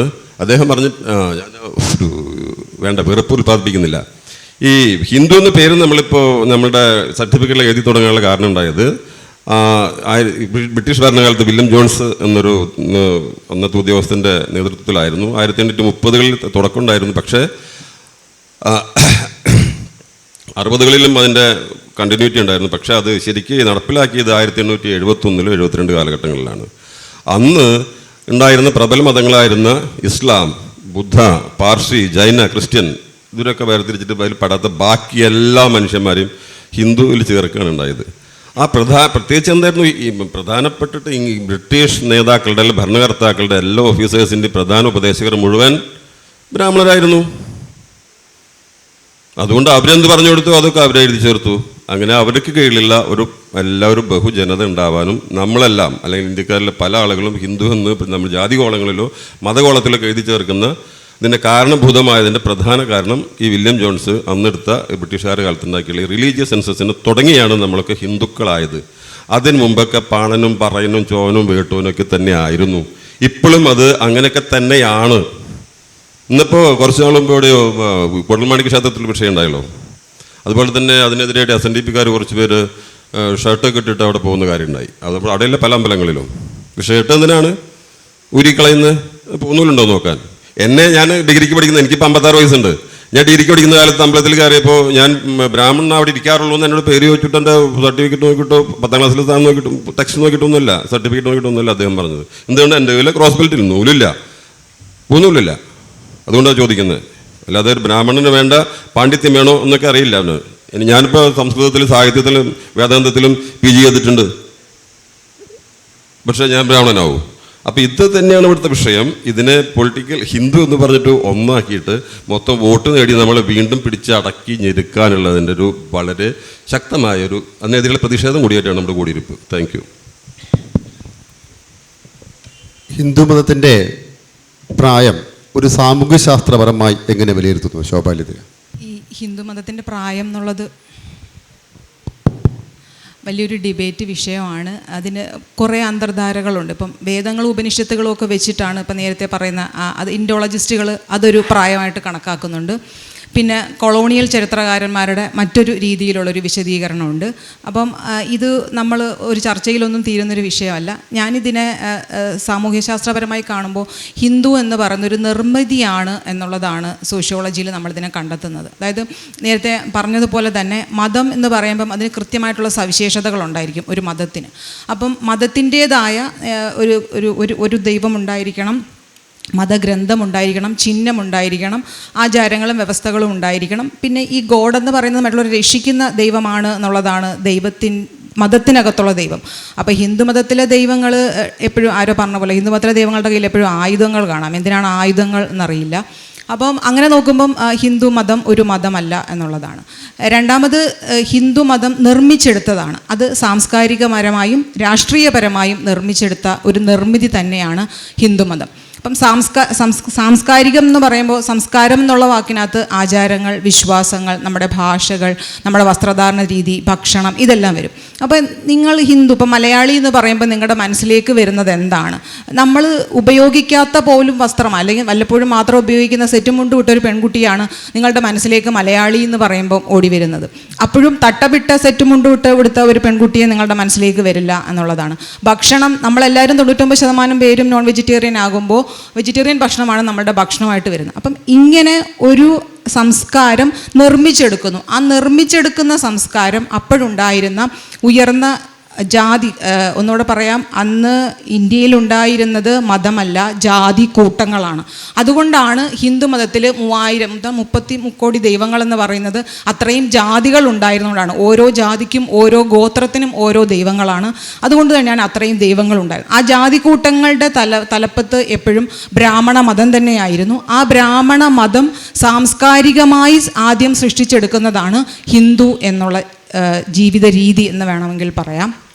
അപ്പം അവരുടെ ആചാരങ്ങളും അവരുടെ വസ്ത്രധാരണ രീതികളും അല്ലെങ്കിൽ അവരുടേതായ വേദങ്ങളുമെല്ലാം ഏറ്റവും ഉന്നതമാണെന്ന് പറയുകയും അത് ഹിന്ദു എന്ന് പറയുന്ന സംസ്കാരത്തിൻ്റെ ഭാഗമാക്കി കൊണ്ടുവരികയും ചെയ്തു. ഇപ്പം നമ്മളല്ലാതെ ഇൻഡോളജിസ്റ്റിൻ്റെയും കൊളോണിയൽ ചരിത്രവും എടുത്ത് നോക്കുമ്പോൾ പറയുന്നത് അന്നത്തെ കാലത്ത് ഹിന്ദു എന്നൊരു, ഇപ്പം രാമൻ സാർ പറഞ്ഞ പോലെ ഹിന്ദു എന്നുള്ളൊരു വാക്കേ ഉണ്ടായിരുന്നില്ല. പാഴ്സികൾ ഹിന്ദു, മുസ്ലിം, ഹിന്ദു, ക്രിസ്ത്യൻ എന്നിവരെയാണ് അറിയപ്പെട്ടിരുന്നത്. അപ്പം മുഗൾ ഭരണത്തിന് ശേഷമാണ് ഹിന്ദു എന്ന് പറയുന്ന ഒരു മതം അല്ലെങ്കിൽ ആ ഒരു രീതിയിലേക്ക് മാറുന്നത്. അത് നമുക്കറിയാവുന്നതുപോലെ തന്നെ ക്രിസ്ത്യാനിയും മുസ്ലിമിനെയും വേർതിരിച്ച് കാണാൻ വേണ്ടിയിട്ട് തന്നെയാണ് ഹിന്ദു എന്നുള്ള പദം ഉണ്ടായിട്ടുള്ളത്. ഇനി അങ്ങനെ സാംസ്കാരികമായി നിർമ്മിച്ചെടുക്കുന്ന ഒരു ഹിന്ദു ജീവിത രീതി, അതിനുശേഷം ഇതിനെ രാഷ്ട്രീയപരമാക്കി മാറ്റിയെടുക്കുക എന്നുള്ളതാണ്. ഈ സാംസ്കാരികമായി നിർമ്മിച്ചെടുക്കുമ്പോൾ നമുക്കത് ഒരുപാടുണ്ട് പറയാൻ. ഈ കാവുകളും ബാക്കിയുള്ള ബ്രാഹ്മണരുടെ യാഗങ്ങൾ മാത്രമേ ഉള്ളൂ, ബാക്കി കാവുകളൊന്നും ബ്രാഹ്മണരുടേതല്ല. നിങ്ങൾക്കറിയാം, ഇവിടെയുള്ള പല അമ്പലങ്ങളും ഗോത്രങ്ങളുടേതായ അമ്പലങ്ങളെല്ലാം ബ്രാഹ്മണർ കൈയടക്കിയെടുത്തതാണ്. അപ്പം അങ്ങനെ ഹിന്ദു എന്ന് പറയുന്ന ഒരു ഭൂരിപക്ഷ സമൂഹമാക്കി മാറ്റിയെടുക്കുക സാംസ്കാരികമായി. അതിനുശേഷം ഇത് രാഷ്ട്രീയപരമായി മാറ്റിയെടുക്കുക എന്നുള്ളതാണ്. 1981 വരെയും അംബേദ്കർ പറഞ്ഞത് അവിടെ ഹിന്ദുക്കൾ എന്നൊരു പദമില്ല, ഹിന്ദുവും അഹിന്ദുവും മാത്രമേ ഉള്ളൂ. 2ാം വട്ടമേശ സമ്മേളന സമയത്തും അംബേദ്കർ പറയുന്നത് ഞങ്ങളെ അഹിന്ദുക്കളായി മറ്റൊരു ന്യൂനപക്ഷമായി കാണണം, ഹിന്ദു സമുദായത്തിൻ്റെ കൂടെ ചേർക്കാനല്ല, മറ്റൊരു ന്യൂനപക്ഷമായി ഞങ്ങളെ കാണണം എന്നുള്ളതാണ്. അപ്പം ബ്രിട്ടീഷുകാർക്കെതിരെ രാഷ്ട്രീയപരമായി ഉപയോഗിക്കുക, ഒരു ഭൂരിപക്ഷമാക്കുക എന്നുള്ള രീതിയിൽ തന്നെയാണ് ക്രിസ്ത്യാനികളും മുസ്ലിങ്ങളും അല്ലാത്തവരെ എല്ലാവരെയും കൂടെ ചേർത്തി ഹിന്ദുവാക്കി മാറ്റിയത്. ശരിക്കും ഞങ്ങൾ +2 സോഷ്യോളജി ടെക്സ്റ്റുകൾ 1935 ജാതി സെൻസസ് എടുക്കുമ്പോൾ തന്നെയാണ് ഈ ഹിന്ദുക്കളും മുസ്ലിങ്ങളും അല്ലാത്തവരെ ക്രിസ്ത്യനും മുസ്ലിമും അല്ലാത്തവരെ ഹിന്ദുക്കളാക്കി മാറ്റുക എന്നുള്ള രീതിയിലേക്ക് വരുന്നത്. അത് തീർച്ചയായിട്ടും രാഷ്ട്രീയപരം തന്നെയാണ്, രാഷ്ട്രീയപരമായ ഒരു നിർമ്മിതി തന്നെയാണ് ഹിന്ദു എന്നുള്ളതാണ് എനിക്ക് പറയാനുള്ളത്. നമുക്ക് രണ്ടാമത്തെ റൗണ്ട് കുറച്ച് സമയം, അതായത് നമുക്ക് ഇന്ത്യ എന്ന ഒരു രാജ്യത്ത് ജീവിച്ചിരുന്ന എല്ലാ മനുഷ്യരും ഹിന്ദുക്കൾ എന്ന വാദവും മുന്നോട്ട് വയ്ക്കാറുണ്ട്. നമുക്ക് നേരത്തെ പറഞ്ഞതുപോലെ തന്നെയാണ് സെൻസസിന് ശേഷമാണ് ഇതൊക്കെ നമുക്ക് തിരിച്ചറിയപ്പെട്ടത്. ലോകത്ത് മുസ്ലിങ്ങൾ കൂടുതലുള്ള രാജ്യവും ഇന്ത്യയാണ്. അപ്പം ഈ ഹിന്ദുവിൽ നിന്നാണോ ഇവരെല്ലാം ഉണ്ടായത്? നമ്മൾ തൊട്ടടുത്ത ലക്ഷദ്വീപിൽ ഉള്ളവരെല്ലാം മുസ്ലിങ്ങളാണ്, പക്ഷെ അവർ പട്ടികവർഗക്കാരാണ്. അവർ ST റിസർവേഷനിലാണ് അവർ പെടുത്തിയിരിക്കുന്നത്. ഇതെങ്ങനെയാണ് നമുക്ക് ചരിത്രകാരനായ രാമചന്ദ്രൻ സാർ അതെങ്ങനെയാണ് വിലയിരുത്തുന്നത്? അത് ഇന്ത്യയിലുള്ള എല്ലാവരും ഹിന്ദുക്കൾ എന്ന വാദം മുന്നോട്ട് വയ്ക്കാറുണ്ട്. അതായത് ഐക്യം എന്ന് പറഞ്ഞ സാധനം, അത് പൊളിറ്റിക്കൽ ഐഡിയോളജിയല്ലാണ് പറഞ്ഞത്. ഈ നമ്മൾ ചുറ്റും കാണുമ്പോൾ ലോകത്ത് ഉള്ള ജനസംഖ്യ നോക്കുമ്പോൾ മുസ്ലിങ്ങളും അനേകമുള്ള രാജ്യമാണ്, ക്രിസ്ത്യാനികളുണ്ട്, മറ്റ് മതക്കാരും ഇവിടെ ഉണ്ട്. അതെങ്ങനെയാണ് ഈ കൺവെൻഷൻ നടന്നതാണോ അതോ അതിൻ്റെ ഒരു സംശയം പൊതുജനങ്ങൾക്കുണ്ട്? ഇതിൽ വിഷയം ഹിന്ദുവിൻ്റെ പ്രായമാണ്. അപ്പോൾ നമ്മൾ പലപ്പോഴും വിഷയത്തിൽ നിന്ന് വ്യതിചലിച്ചു എന്നാണ് ഞാൻ കരുതുന്നത്. ഹിന്ദുവിൻ്റെ പ്രായം എന്ന് നമ്മൾ പറയുമ്പോൾ ഹിന്ദുവിനെ ആദ്യം ഉപയോഗിച്ചതാരാണ്? ആ പദം ആദ്യം ഉപയോഗിക്കുന്നത് ഈ പറഞ്ഞ പോലെ ബൈബിളിലാണ്. പക്ഷേ അതൊരു പ്രദേശത്തിനെ അല്ല ഉദ്ദേശിച്ചത്, ഹിന്ദുക്കുഷ് പർവ്വതത്തിനെയാണ്. നമ്മുടെ കോക്കസസ് മലകളെന്ന് ചരിത്രത്തിൽ പഠിക്കുന്ന ഹിന്ദുക്കുഷ് പർവ്വതത്തിനെ. അത് ഹിന്ദുക്കുഷ് എന്നാണ് അതിനത് ഉപയോഗിച്ചിരിക്കുന്നത്. സിന്ധുവിനെ ഹിന്ദു എന്നാണ് യൂറോപ്യന്മാർ ആദ്യകാലത്ത് വിളിച്ചത്. ഹിന്ദുവിനെ നശിപ്പിക്കുന്നത് എന്നുള്ള അർത്ഥത്തിലാണ്. അതായത് പലപ്പോഴും ആ മലയിൽ മലയിടിച്ചിലുണ്ടാവുകയും അതിങ്ങനെ സിന്ധു നദിയെ നശിപ്പിച്ചു കൊണ്ടിരിക്കുകയും ചെയ്യുന്നു എന്നുള്ള അർത്ഥത്തിലാണ് ആ മലയ്ക്ക് ഹിന്ദുക്കുഷ് എന്ന് പേര് കൊടുക്കുന്നത്. അതാണ് ആദ്യമായി നമ്മൾ കേൾക്കുന്ന ഒരു പദം. അത് ആ മലയെ ഉദ്ദേശിച്ചാണ്. അത് ഇന്ത്യയിലല്ലെന്ന് കൂടി നമ്മൾ മനസ്സിലാക്കണം. അത് റഷ്യയെയും അഫ്ഗാനിസ്ഥാനെയും വേർതിരിക്കുന്ന മലയാണ്. അത് സിന്ധുവിൽ, അത് ഇന്ത്യയുമായി അതിന് യാതൊരു ബന്ധവുമില്ല. അത് സിന്ധു നദിയെ നശിപ്പിക്കുന്ന മല എന്നുള്ള അർത്ഥത്തിലാണ് ആദ്യം ആ പേര് കൊടുക്കുന്നത്. പിന്നെ ഇവിടെ പറഞ്ഞ വിഷ്ണുപുരാണം യഥാർത്ഥത്തിൽ നമ്മുടെ അക്ബറുടെ കാലത്ത് എഴുതപ്പെട്ട അള്ളോപനിഷത്തിന് ബദലായി എഴുതിയതാണ്. 100-200 കൊല്ലത്ത് പഴക്കേനുള്ളൂ. ഒന്നും വേണ്ട, നമ്മളിവിടെ ഹിന്ദു മതത്തിൻ്റെ ആധികാരിക 3 ഗ്രന്ഥങ്ങളാണ് ഇതിഹാസങ്ങൾ എന്ന് പറയുന്നത്. ഒന്ന് രാമായണമാണ്, രണ്ടാമത്തെ മഹാഭാരതമാണ്, മൂന്നാമത്തെ ഭാഗവതമാണ്. ഭാഗവതം എഴുതിയത് 16-ാം നൂറ്റാണ്ടിൽ ഏതാണ്ട് നമ്മുടെ ആന്ധ്രയിലുള്ള പോപദേവൻ എന്ന് പറയുന്ന ഒരു ബ്രാഹ്മണനാണ്. അതിനുശേഷമാണ് വൈഷ്ണവ മതം തന്നെ രൂപപ്പെട്ടു വരുന്നത്. ആ വൈഷ്ണവ മതം രൂപപ്പെട്ട് വന്നതിന് ശേഷമാണ് വൈഷ്ണവ കൃതികൾ മുഴുവൻ ഉണ്ടാകുന്നത്. നമ്മൾ കേരളത്തിലെ ഏത് ക്ഷേത്രങ്ങൾ നിങ്ങൾ പരിശോധിച്ച് നോക്കൂ, ഇവിടുത്തെ വൈഷ്ണവ ക്ഷേത്രങ്ങൾക്ക് പ്രായം 200, 250, 300 കൊല്ലത്തിനപ്പോഴും ഒന്നിനും പഴക്കമില്ല. ഗുരുവായൂരടക്കമാണ് ഞാൻ ഈ പറയും. അതിനു മുമ്പൊക്കെ മറ്റു പല ഈ നേരത്തെ ഇവിടെ പറഞ്ഞതുപോലെ കാവുകളോ ആദിവാസി ക്ഷേത്രങ്ങളോ ഈ ദ്രാവിഡരുടേതായ ദേവന്മാരെയൊക്കെ അങ്ങോട്ടും ഇങ്ങോട്ടും മാറ്റിയും പന്നിയൂരിൻ്റെ കഥയൊക്കെ നമുക്കറിയാം. മാറ്റിമറിക്കപ്പെട്ടിട്ട് രൂപപ്പെട്ട് വന്നിട്ടുള്ള. അതുകൊണ്ട് വൈഷ്ണവ മതം എന്ന് പറയുന്നത് ഹിന്ദുമതത്തിൻ്റെ ഭാഗമായാലും അല്ലെങ്കിലും ശരി അതിന് പ്രായം കുറവാണ്. ഇനി ഇവിടെ മതത്തിൻ്റെ കാര്യം പറയുമ്പോൾ ഹിന്ദുവിനകത്ത് എത്ര മതമുണ്ട് എന്നുള്ളതിന് ഒരു ഉദാഹരണം, ശങ്കരാചാര്യരെ നമ്മൾ അറിയപ്പെടുന്നത് ഷൺമത സ്ഥാപകനെന്ന്. 6 മതങ്ങളെ സ്ഥാപിച്ചയാൾ, 6 മതങ്ങളെ ലയിപ്പിച്ചയാൾ എന്നുള്ള അർത്ഥത്തിലാണ് ഷൺമത സ്ഥാപകൻ എന്ന് പറയുന്നത്. അത് ജൈനം, ബൗദ്ധം, കൗമാരം, ഗാണപത്യം, ശാക്തേയം തുടങ്ങിയ 6 മതങ്ങളെ ലയിപ്പിച്ചു എന്നാണ് പറയുന്നത്. അപ്പോൾ അതിൻ്റെ അർത്ഥം എന്താണ്? ഹിന്ദു മതമെന്നൊരു മതമില്ലായിരുന്നു എന്നും അതിനകത്ത് വിവിധ മതങ്ങൾ നിലനിന്നിരുന്നു എന്നുമാണ് ആ പദപ്രയോഗം തന്നെ നമ്മളെ ബോധ്യപ്പെടുന്നത്. അതിൻ്റെ അർത്ഥം ഇവിടെ നിലവിലിരിക്കുന്ന ഓരോ ഗോത്രവും ഓരോ മതമാണ്, ഓരോ ജാതിയും ഓരോ മതമാണ്. കാര്യം ഓരോ ജാതിക്കും അവരവരുടേതായ നിയമസംഹിതകളുണ്ട്. ഓരോ ജാതിക്കും അവരവരുടേതായ ദേവന്മാരുണ്ട്. ഓരോ ഗോത്രത്തിനും അവരവരുടേതായ ആചാര അനുഷ്ഠാന വിശ്വാസങ്ങളും, ഈവൻ ഭാഷ വരെ ഉണ്ട്. ഓരോ ജാതിക്കും ഓരോ ഭാഷയുണ്ട്. നമ്മൾ സൂക്ഷ്മമായി പഠിക്കുമ്പോഴറിയാം. അപ്പോൾ വേഷം, ഭാഷ, പേര് തുടങ്ങിയതൊക്കെ വളരെ വ്യത്യസ്തമായി നിൽക്കുന്നുണ്ട് ഓരോ ജാതിക്കും ഓരോ ഗോത്രത്തിനും. അപ്പോൾ ഇതൊക്കെ ഓരോ ജാതി എന്ന ഓരോ മതമാണെന്ന് നമ്മൾ പറയേണ്ടി വരും. അപ്പോൾ അതുകൊണ്ട് തന്നെ ശങ്കരാചാര്യരുടെ കാലം നമുക്കറിയാം 8 അല്ലെങ്കിൽ 9 നൂറ്റാണ്ടാണ്. ആണ്ടിനെ സംബന്ധിച്ചുള്ള തർക്കമുണ്ട്. ആ തർക്കം ഉന്നയിച്ച ആളുകളിൽ ഒരാളാണ് ഞാൻ. അദ്ദേഹത്തിൻ്റേത് 10 നൂറ്റാണ്ടാണ് എന്ന് വിശ്വസിക്കുന്ന ഒരാളാണ് ഞാൻ. അത് പോട്ടെ, അതിന് പല തെളിവുകളുണ്ട്, ഞാൻ അതിലേക്ക് കിടക്കുന്നില്ല. പക്ഷേ ഈ 9 നൂറ്റാണ്ടാണെങ്കിൽ പോലും ആ 9 നൂറ്റാണ്ടിലും ഷൺമത സ്ഥാപകൻ എന്നാണ് ഇദ്ദേഹത്തെ അറിയപ്പെടുന്നത്. അതിൻ്റെ അർത്ഥം എന്താണ്? ഹിന്ദു എന്നത് ഒരൊറ്റ മതമല്ലെന്നും പല പല മതങ്ങൾ ചേർന്നതാണ്. മതങ്ങളാണെങ്കിൽ പല പല മതങ്ങൾ ചേർന്നതെന്ന് ഒന്ന്. രണ്ടാമത് നമ്മൾ കാണേണ്ടത്, ഈ ഹിന്ദു എന്ന പദം ആദ്യം ഉപയോഗിച്ചത് ആരാണ്? ഇന്ത്യയിൽ 672 ചൈനീസ് സഞ്ചാരിയായ ഇറ്റ്സിങ് ഇന്ത്യ സന്ദർശിക്കുന്നു. അദ്ദേഹം അതിനകത്ത് പറയുന്നുണ്ട്, ഹിന്ദു എന്ന് ഈ ദേശത്തിനെ വിളിക്കുന്നത് തെറ്റാണ്, ഇതിന് ആര്യദേശം എന്ന് വിളിക്കണമെന്ന്. ആര്യദേശം എന്ന് വിളിക്കണമെന്നാണ് അദ്ദേഹം പറയുന്നത്. അതുപോലെ നമ്മൾ ഋഗ്വേദം എടുത്ത് നോക്കുമ്പോൾ ഋഗ്വേദത്തിനകത്ത് ഒരിടത്തും ഭാരതമെന്നോ ഇന്ത്യയെന്നോ ഹിന്ദു എന്നോ പേരില്ല.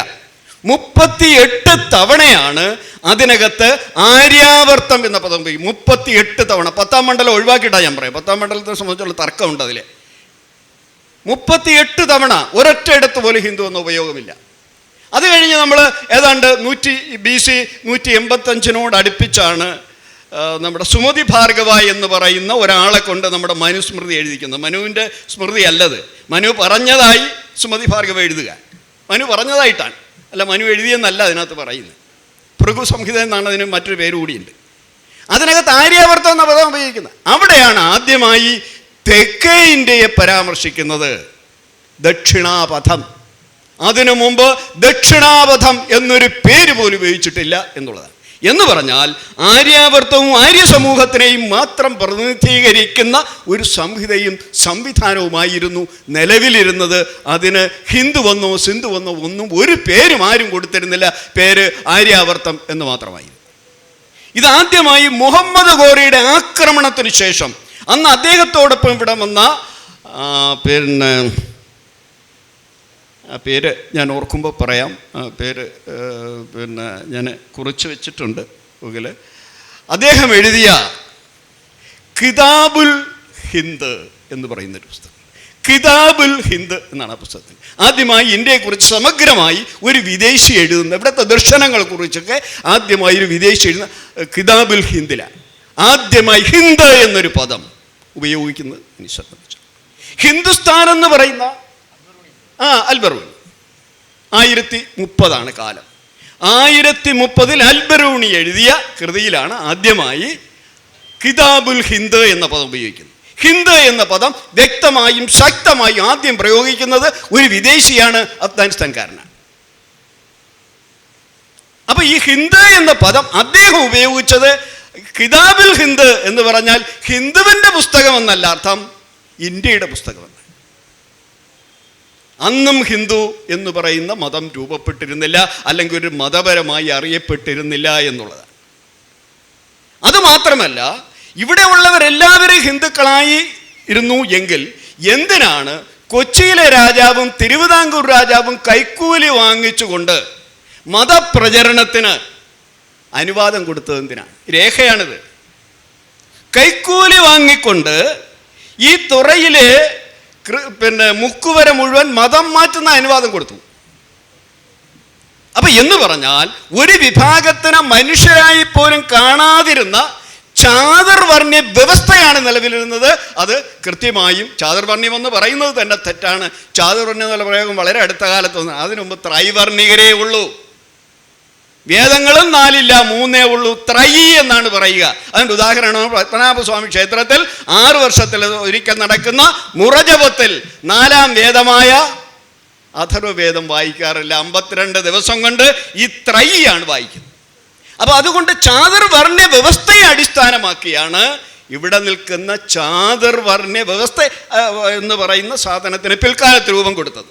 ഈ ത്രൈവർണികരാണ് യഥാർത്ഥത്തിൽ ഇന്നത്തെ സനാതനം എന്ന് പറയും. അപ്പോൾ ഇതിനെ നേരത്തെ പറഞ്ഞതുപോലെ ഈ അക്ബറുടെ കാലത്തിന് ശേഷം അള്ളോപനിഷത്ത് പുറത്തിറങ്ങിയതിന് ശേഷമാണ് ഹിന്ദു എന്ന് പറയുന്ന ഇന്ത്യക്കാരെ ജനങ്ങളെല്ലാം കൂടെ ഒന്നിച്ചു ചേർത്ത് ഇതിന് ഹിന്ദു എന്ന പേരിടണമെന്നുള്ള ആലോചന പല ഹിന്ദു സന്യാസിമാരുടെ ഇടയിലേക്ക് വരികയും ഈ സന്യാസി സമൂഹത്തിൻ്റെ ഒത്താശയോടുകൂടി ബ്രിട്ടീഷുകാർ ഇതിനെ തരംതിരിക്കുന്നു. യഥാർത്ഥത്തിൽ വിദേശികൾ തന്നെയാണ് ഹിന്ദു എന്ന പദം ഇതിനകത്ത് കൊടുത്തത്.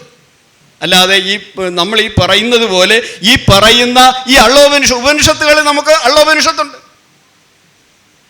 ഉപനിഷത്തുകളുടെ 256 57 ഉപനിഷത്തുകളുടെ പട്ടികയുണ്ട്. ആ പട്ടികയിലൊന്ന് ഉപനിഷത്താണ്. അത് എഴുതിയിട്ട് ഈ പറഞ്ഞ അക്ബറുടെ കാലമാണ്. അത് എഴുതിയ ആളിൻ്റെ പേര് വരെ അതിനകത്ത് രേഖപ്പെടുത്തിയിട്ടുണ്ട്.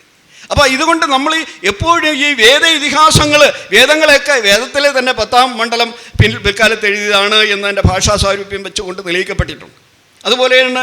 അതുപോലെ നമ്മൾ ഈ പറയുന്ന ഉപനിഷത്തുകളും പിന്നെ വേദത്തിലെ പല ഖണ്ഡങ്ങളും പിൽക്കാലത്ത് എഴുതി ചേർത്തവയാണ്. അത് വെച്ചുകൊണ്ട് നമുക്ക് ഹിന്ദുവിൻ്റെ പ്രായം നിർണ്ണയിക്കാൻ കഴിയില്ല. മറിച്ച് വിദേശികളുടെ എഴുത്തിനെ സംബന്ധിച്ചിടത്തോളം നമുക്ക് ഏറെക്കുറെ വിശ്വസിക്കാവുന്നതാണ്. അവർക്കാരുടെയും പക്ഷം ചേരേണ്ടതില്ല എന്നുള്ളതാണ്. കൃഷ്ണകുമാർ സാർ, നമ്മുടെ ഈ ഇപ്പോൾ ഈ ഒരു അവിയൽ പോലെ കിടക്കുന്ന ഒരു കൂട്ടമാണല്ലോ ഈ ഇപ്പോൾ പറഞ്ഞു വന്നപ്പോൾ ഹിന്ദുമതം. അങ്ങനെയാണെങ്കിൽ ഇവർക്ക് ഹിന്ദുത്വ രാഷ്ട്രീയക്കാർക്ക് പച്ചയ്ക്ക് പറഞ്ഞാൽ ഈ സംഘപരിവാർ ഗ്രൂപ്പിന് ഇതൊരു പ്രത്യയശാസ്ത്രപരമായി വിജയിപ്പിച്ചെടുക്കുവാൻ സാധ്യമാണോ? ചിലപ്പോൾ താൽക്കാലികമായി വിജയിച്ചിരിക്കാൻ അത് പൂർണ്ണമായി കൊണ്ടുപോകാൻ അവർക്ക് പറ്റുമോ? ഹിന്ദു ഒരു വലിയ രാഷ്ട്രീയ ക്രൈസിസിൽ ഏർപ്പെടുന്നത് എപ്പോഴാണ് അത് അറേബ്യയിൽ നിന്നും മുസ്ലിം അധിനിവേശം ഉണ്ടായതിനു ശേഷമാണ്. അന്ന് ഇന്ത്യ മുഴുവൻ നാട്ടുരാജ്യങ്ങളായിരുന്നു, ഫ്യൂഡൽ കാലഘട്ടമായിരുന്നു, നാട്ടുരാജ്യങ്ങളായിരുന്നു. ആ ഹിന്ദു രാജാക്കന്മാരെ പരാജയപ്പെടുത്തിക്കൊണ്ടാണ് ഓരോ മുസ്ലിം അധിനിവേശക്കാരിവിടെ ആധിപത്യം ഉറപ്പിച്ചത്. അതിൽ തന്നെ ഏറ്റവും വലിയ ഒരു മുസ്ലിം ഭരണകൂടം എന്ന് പറയുന്നത് മുഗൾ സാമ്രാജ്യമായിരുന്നു. ഇപ്പോൾ ആ മുഗൾ സാമ്രാജ്യത്തിൻ്റെ കാലത്ത് അതിനെതിരെ ഉയർന്നു വന്ന ഒരാൾ എന്ന നിലയ്ക്ക് ഇപ്പോൾ അവതരിപ്പിക്കുക ഈ ഹിന്ദു അവരുടെ മിത്തോളജിയിൽ ഒരു നായകൻ എന്ന നിലയ്ക്ക് പോലും ഉപയോഗിക്കുന്ന ഒരാളാണ് ശിവജി. ശിവജി അറേബ്യയിൽ നിന്ന് വന്ന മുസ്ലിം രാജവംശത്തിൻ്റെ ആധിപത്യത്തിനെതിരെ ഇന്ത്യയിലെ ഒരു ഹിന്ദു രാജവംശത്തിൻ്റെ ആധിപത്യം ഉയർത്തിക്കൊണ്ടുവരാൻ ശ്രമിച്ചു എന്ന തലത്തിലാണ് ഉപയോഗിക്കുന്നത്.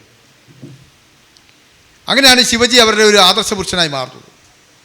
എന്നാൽ പിന്നീട് ബ്രിട്ടീഷുകാർ വന്നപ്പോൾ കുറേ കൂടി കാലം മാറുന്നുണ്ട്. ബ്രിട്ടീഷുകാർ വന്നപ്പോൾ അവർ ഇവിടെ സ്ഥാപിച്ച സാമ്രാജ്യം എന്ന് പറയുന്നത് മുഗൾ സാമ്രാജ്യം പോലെ ഒരു ഫ്യൂഡൽ സാമ്രാജ്യമല്ലായിരുന്നു.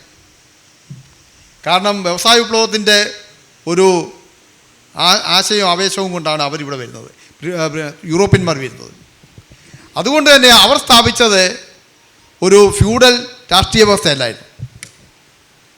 അപ്പോൾ മുഗൾ സാമ്രാജ്യകാലത്തുണ്ടായിരുന്ന ഫ്യൂഡൽ ഇസ്ലാം രാഷ്ട്രവ്യവസ്ഥയ്ക്കെതിരെ ശിവജിയെ മുൻനിർത്തിക്കൊണ്ടുള്ള ഒരു ഹിന്ദു ഫ്യൂഡൽ രാഷ്ട്രീയ വ്യവസ്ഥ സ്ഥാപിക്കാനുള്ള ഒരു ശ്രമം ഉണ്ടായിക്കൊണ്ടിരുന്ന കാലത്ത്, അല്ലെങ്കിൽ അതൊരു ആദർശമായി ഇവിടുത്തെ സവർണർ ഉപയോഗിച്ചുകൊണ്ടിരുന്ന കാലത്താണ് വാസ്കോ ഡി ഗാമയ്ക്ക് കടന്നുവരവിന് ശേഷമുള്ള കാലത്ത് ആധുനിക രാഷ്ട്രീയ വ്യവസ്ഥയുടെ ആശയങ്ങളുമായി അല്ലെങ്കിൽ മുതലാളിത്തത്തിൻ്റെ ആശയങ്ങളുമായി യൂറോപ്യന്മാർ കടന്നു വരുന്നു. അപ്പോൾ യൂറോപ്യന്മാർ കടന്നു വന്നപ്പോൾ വീണ്ടും ഹിന്ദു ഒരു പ്രതിസന്ധിയിലായി, ഹിന്ദു സമൂഹം ഒരു പ്രതിസന്ധിയിലായി. അങ്ങനെ വന്നപ്പോഴാണ് 1885 ഇന്ത്യൻ നാഷണൽ കോൺഗ്രസ് രൂപീകരിക്കപ്പെടുന്നത്. ഇന്ത്യൻ നാഷണൽ കോൺഗ്രസ് രൂപീകരിക്കുന്നത് ഹിന്ദുക്കളുടെ നഷ്ടപ്പെട്ട രാഷ്ട്രീയാധികാരം തിരിച്ചു പിടിക്കാൻ വേണ്ടിയാണ്. അപ്പോൾ അവിടെ രാഷ്ട്രീയാധികാരം എന്ന വിവക്ഷിക്കുന്നത് ഒരു ശിവജിയുടെ സാമ്രാജ്യം സ്ഥാപിക്കുക എന്നതല്ല. ബ്രിട്ടീഷുകാർ യൂറോപ്യന്മാർ കൊണ്ടുവന്ന ആ ആധുനിക ആശയത്തിൽ നിന്നുകൊണ്ട് തന്നെ കുറച്ച് നിന്നുകൊണ്ടുള്ള ഒരു പുതിയ രാഷ്ട്രീയ ആവിഷ്കാരമാണ് ഇന്ത്യൻ നാഷണൽ കോൺഗ്രസ് കൂടെ അവർ ഉന്നം വെച്ചത്. അങ്ങനെ ഇന്ത്യൻ നാഷണൽ കോൺഗ്രസിൻ്റെ നേതൃത്വത്തിൽ പടിപടിയായി സ്വാതന്ത്ര്യ സമരം രൂപപ്പെട്ടു വന്നപ്പോഴാണ് ആ സ്വാതന്ത്ര്യ സമരം ഹിന്ദുവിൻ്റെ ദിശയിലേക്ക് പോകില്ല എന്ന് തോന്നിയതുകൊണ്ട് ഹിന്ദു മഹാസഭയുണ്ടാവുന്നു. ആദ്യം ഹിന്ദു സഭയുണ്ടാവുന്നു, പിന്നീട് ഹിന്ദു മഹാസഭയുണ്ടാവുന്നു. അപ്പോൾ ഹിന്ദു മഹാസഭ ഉന്നയിച്ചത് ഒരിക്കലും ശിവജിയുടെ രാഷ്ട്രീയ വ്യവസ്ഥ, ഫ്യൂഡൽ രാഷ്ട്രീയ വ്യവസ്ഥ പുനഃസ്ഥാപിക്കാനല്ല. അങ്ങനെ പിന്നീട് 1925 ആകുമ്പോഴേക്കും RSS രൂപീകരിക്കപ്പെടുന്നു. RSS രൂപീകരിക്കപ്പെടുന്ന കാലത്ത് ലോകത്തെമ്പാടും ചരിത്രപരമായ ഒത്തിരി മാറ്റമുണ്ടായി. നിരവധി ജനാധിപത്യ രാഷ്ട്രങ്ങൾ കടന്നു വന്നു. ആ ജനാധിപത്യ രാഷ്ട്രങ്ങൾ ഒരു വശത്ത് കടന്നു വരുമ്പോൾ തന്നെ മറുവശത്ത് മാർക്സിസം മുൻനിർത്തിക്കൊണ്ട് കമ്മ്യൂണിസ്റ്റ് രാഷ്ട്രം എന്ന് പറയുന്ന രാഷ്ട്രീയ വ്യവസ്ഥ ഉണ്ടാകുന്നു. അതേപോലെ തന്നെ ഇറ്റലി, ജർമ്മനി കേന്ദ്രീകരിച്ച് സ്വത്വവാദത്തിൽ, വംശീയ സ്വത്വവാദത്തിൽ അധിഷ്ഠിതമായി നാസിസവും ഫാസിസവും വരുന്നു. അപ്പോൾ അത് മറ്റൊരു രാഷ്ട്രീയ വ്യവസ്ഥയുടെ പരികൽപ്പനയിലേക്ക് ഹിന്ദു സമൂഹത്തെ മാറ്റി. അപ്പോൾ ഈ നാസിസവും ഫാസിസവും ഉൾപ്പെടെയുള്ള വംശീയമായിട്ടുള്ള രാഷ്ട്രീയ വ്യവസ്ഥയുടെ മാതൃകയിൽ ഹിന്ദു രാഷ്ട്രീയ വ്യവസ്ഥയുടെ ആശയത്തെ പുനഃക്രമീകരിക്കാനുള്ള ശ്രമം നടന്നു. അതിൻ്റെ ഭാഗമായിട്ടാണ് ഹിന്ദുത്വം എന്ന് പറയുന്ന ഒരു വാക്ക് ഉപയോഗിക്കപ്പെട്ടത്. ഹിന്ദുത്വം എന്ന വാക്കിനെ പൊളിറ്റിക്കലൈസ് ചെയ്തുകൊണ്ട് വളരെ വിശാലമായിട്ടുള്ള ഒരു രാഷ്ട്രീയ പരിപ്രേക്ഷം കൊടുത്തത് സവർക്കറാണ്. ആ സവർക്കറുടെ ആശയവും അപ്പോഴേക്കും ഗുരുജി ഗോൾവക്കർ അദ്ദേഹത്തിൻ്റെ വിചാരധാര എന്ന പുസ്തകത്തിലൂടെ RSS ലക്ഷ്യം വെക്കുന്ന രാഷ്ട്രീയ വ്യവസ്ഥയുടെ ഒരു ആശയവും മുന്നോട്ട് വെച്ചു. അപ്പോൾ ഈ രണ്ട് ആശയവും, സവർക്കറുടെ ആശയവും ഗുരുജി ഗോൾവക്കറുടെ ആശയവും ചേർന്നാണ് പിന്നീട് ഹിന്ദുത്വം എന്ന് പറയുന്ന വിശാലമായ നാം ഇന്നറിയപ്പെടുന്ന ഒരു ഹിന്ദു രാഷ്ട്രവാദം എന്ന് പറയുന്ന, ആധുനിക ഹിന്ദു രാഷ്ട്രവാദം എന്ന് പറയുന്ന ഹിന്ദുത്വത്തിന് അധിഷ്ഠിതമായ ഒരു രാഷ്ട്രീയ വ്യവസ്ഥയെ സംബന്ധിച്ചുള്ള ആശയങ്ങൾ രൂപീകരിക്കപ്പെടുന്നു. അപ്പോൾ ഇത് പ്രാചീന കാലത്തെ വർണ്ണവ്യവസ്ഥ ബ്രാഹ്മണരുടെ ആധിപത്യം ഉണ്ടായിരുന്ന വർണ്ണവ്യവസ്ഥയിൽ നിന്നും പിന്നീട് ശിവജിയൊക്കെ പ്രതിനിധീകരിച്ച നാട്ടുരാജ്യവ്യവസ്ഥയിൽ നിന്നും, അത് തിരുവിതാംകൂർ ഒരു ഹിന്ദു രാഷ്ട്രമായിരുന്നു, അല്ല ബ്രാഹ്മണ രാഷ്ട്രമായിരുന്നു.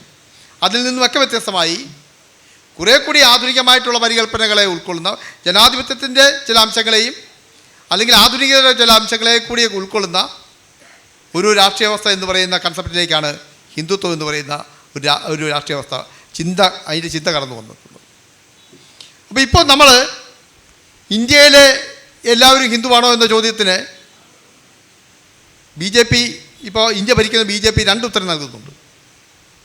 BJPയിലുള്ള RSSകാരായിട്ടുള്ളവർ ഹിന്ദു എന്ന വാക്കിന് ആദ്യകാലത്തെ ഹിന്ദു മതത്തിൽ വിശ്വസിക്കുന്നവർ എന്ന് മാത്രമാണ് അർത്ഥം കൊടുത്തിരുന്നത്. എന്നാൽ ഇപ്പോൾ മോഹൻ ഭഗവത് ഈ അടുത്തിടയ്ക്ക് പറഞ്ഞെന്താണ്, ഇന്ത്യയിലുള്ള എല്ലാവരും ഹിന്ദുക്കളാണെന്ന് ഒരു അർത്ഥ വ്യത്യാസത്തിലേക്ക് വന്നിട്ടുണ്ട്. അപ്പോൾ ഇത് പടിപടിയായ ഒരു വികാസമാണ് ഉണ്ടാകുന്നത്. ഇതിൻ്റെ കോർ എന്ന് പറയുന്നത് സവർണരുടെ രാഷ്ട്രീയ ആത്മീയ മൂല്യങ്ങൾ സംരക്ഷിക്കുന്ന ഒരു രാഷ്ട്രീയ വ്യവസ്ഥ നിലനിർത്തുക എന്നുള്ളതാണ്. ഗുരുജി ഗോൾവക്കറും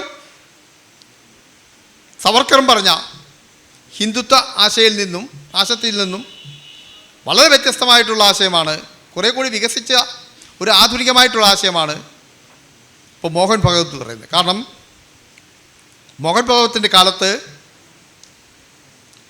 BJP എന്ന് പറയുന്ന ഹിന്ദുത്വത്തിൽ കൂടി കടന്നു വന്ന രാഷ്ട്രീയ പാർട്ടി ഇന്ത്യ ഭരിക്കുകയാണ്. അവർക്ക് ആ ഭരണം നിലനിർത്തേണ്ടതുണ്ട്. അതിന് വോട്ട് ആവശ്യമാണ്. സവർണരെ മാത്രം കേന്ദ്രീകരിച്ചാൽ അവർക്ക് ആ ഭൂരിപക്ഷം വരുന്ന വോട്ട് സമാഹരിക്കാൻ കഴിയില്ല. അത് അവർണരെ കൂടി കൂടിയാണ്. അങ്ങനെയാണ് പട്ടികജാതി പട്ടികവർഗ്ഗങ്ങൾ പിന്നോക്കക്കാർ ഉൾപ്പെടെയുള്ളവർ ഹിന്ദുക്കൾ എന്ന് പറയുന്ന വിശാലമായ പരിക്രമത്തിലേക്ക് വന്നത്. അതും പോരാ, BJPയുടെ രാഷ്ട്രീയത്തെ അംഗീകരിക്കുന്ന മുസ്ലിങ്ങളെയും ക്രിസ്ത്യാനികളെയും അതിൻ്റെ കൂടെ ചേർക്കണം.